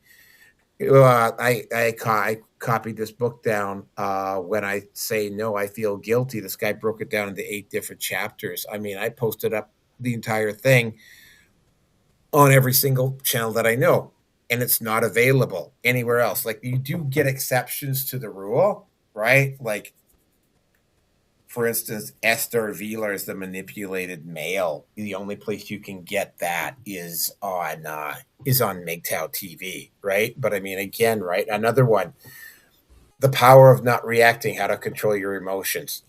Great audiobook, only available on YouTube until I discovered it and shared it around, right? And it's like, yeah, it's Mark Edworthy has a point there. It is technically stealing content, but these guys just will not fucking post it up anywhere else, right? You know, so another guy, and I'm actually probably going to have to do a review on this guy. There's a Manosphere content creator known as Homath, and this guy does really good, interesting manosphere content, and he has just absolutely exploded on YouTube. Like he's almost he's at 950,000 subs, right? Now maybe that's all bot, but I mean I've looked at his content and I know how big the manosphere is growing, so that's not that big of a reach. But I mean, he does not post up anywhere other than YouTube. There's still way too many content creators that will only post up at YouTube, right? And that's eventually going to change, especially because I mean I was having a conversation last on Saturday with some people, right, at my 12-step home group, and they all know because it's my home group. Like they all know that I run a podcast, right? Mm-hmm. And I was telling them, because they were like, this one guy, well, I can't really find you on YouTube. And it was like, well, that's because YouTube is just kind of like a throwaway for me. And I was having a conversation with like 3 or 4 other people, and it was like, YouTube is just a throwaway for me, right? If you want to find me, this is where you have to find me. And then I gave him the link to Rumble, which is where I do my live streaming from. And they started. You want to know what the first thing they complained about YouTube? What? Was the ads. Yeah. The ads. And it's like the ads are so goddamn bad. Like I don't have ad blocker on my phone when I watch YouTube, but when I watch YouTube on my phone now, I will watch it almost exclusively on the Brave browser because the ads are just so goddamn annoying. Like they're more frequently, they're more frequently than television, and not even necessarily consistent with what I believe in. And it's like some of them are just propaganda, right? Mm-hmm. And go ahead. It's getting to the point now with YouTube where that's the only thing that's going to carry them. Now, I hope it happens a lot faster and a lot sooner. But to be honest with when YouTube's done, I actually see criminal charges coming out of it, because right now it's all just civil cases that's going against Google first of all. But I do eventually see at some point or another, there's going to be criminal charges against YouTube, because there's just too many things that they've been involved in that they're trying to pretend like they weren't involved in. You know what I mean? Because when you take a look at Google, for example, which is their mother company, they can say Alphabet, blah, blah, blah, all they want, but it's Google, and you look at it, they've got 2 civil cases right now that have been in court and postponed for the last 4 or 5 years just over monopolizing advertisement. Okay. Oh, I remember. I think I covered that. This is before I met you. None of that's even been resolved yet. They're still working out how to resolve it. That's how bad it is, and they've gotten away with it for like 5 or 10 years now. None of that's been resolved. Okay, and their kingdom's crumbling around them is what's happening, and I hope really soon that somebody ends up in prison over it. The only reason why I'm holding on to YouTube right now is because they're the only ones that actually have a playlist that's worth even keeping. Well, I keep because of the music, although again, the fucking ads, right, between every single song now.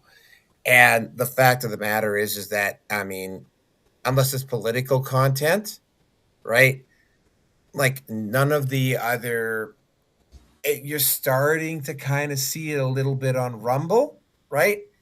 Mm-hmm. But I mean, I can literally, in particular, because I'm a Warhammer 40K guy, and I'm a RX role-playing player, like all of the Dungeons and Dragons content, all of the Warhammer 40K content, all of the Shadowrun content, like all the overwhelming majority of the SCP content, right? Like all of Backrooms as well, right? Like only on YouTube, right? Like I can like literally take entire content creators, post their stuff up because MGTOW has got a really good video grabber, right? Post it up on MGTOW. The stuff that doesn't get posted up, I can just like copy it and save it and then post it up. And then I could take it and, BitChute, Rumble, Odyssey, Brighteon, all the way down the line. I could post it up at all of these places. And, it's like, because like most of these people just won't post up anywhere other than YouTube, right? That's probably going to change at some point.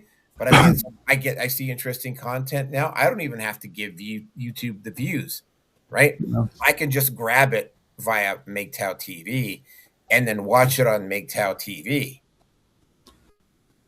I think most of the people who are like that they were introduced to YouTube maybe through gaming, because that's where most of the people who are that so dead set on staying on YouTube are from, really, is like the gaming channels, the gamers.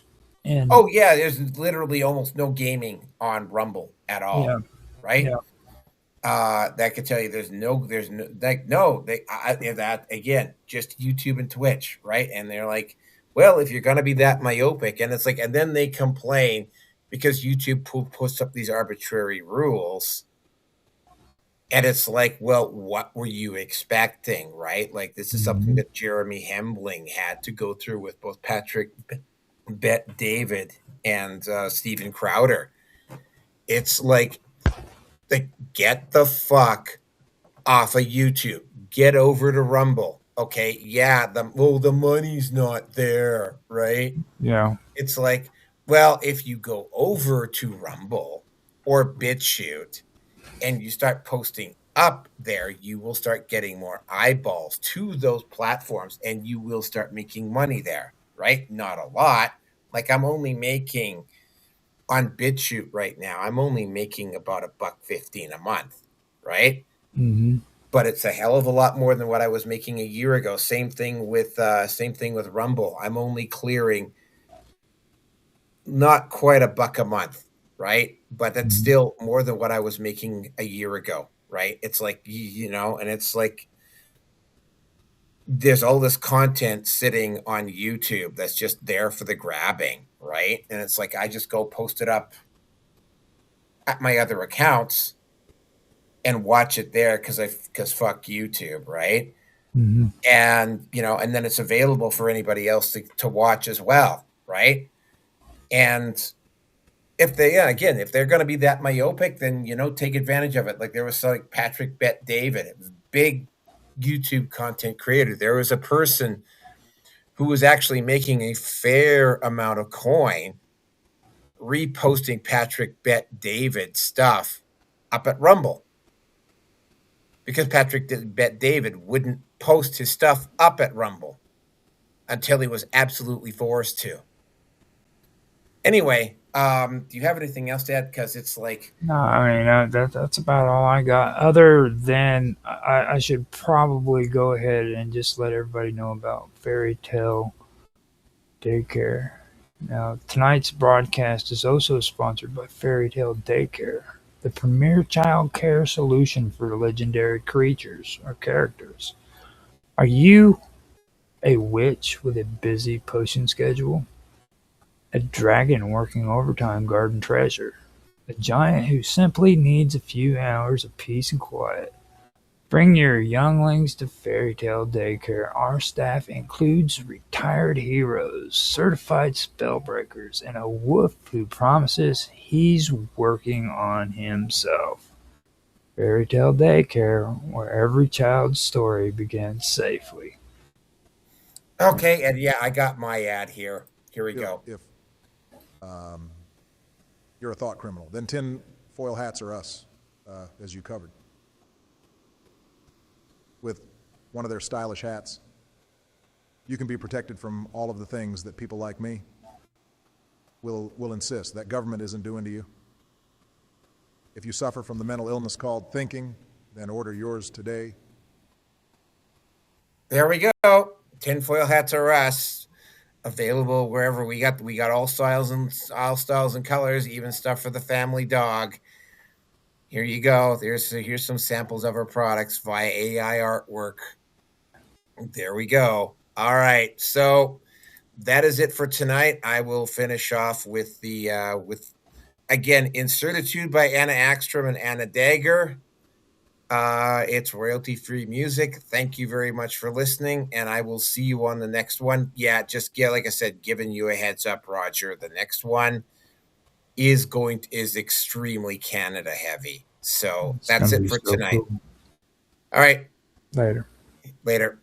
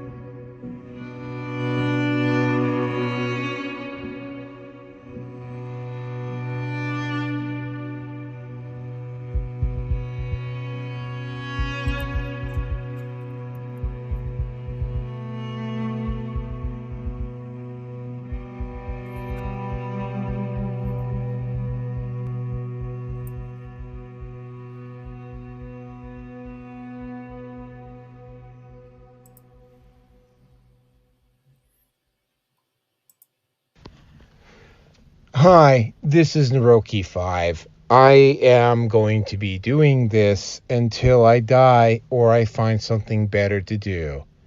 So please help me achieve this personal and, I think, noble objective by contributing to my Patreon or Subscribestar. Link is down below. Every little bit helps. Thank you very much. Thank you, everyone who stuck around for the full 3.5. This turned out to be a longer one than expected.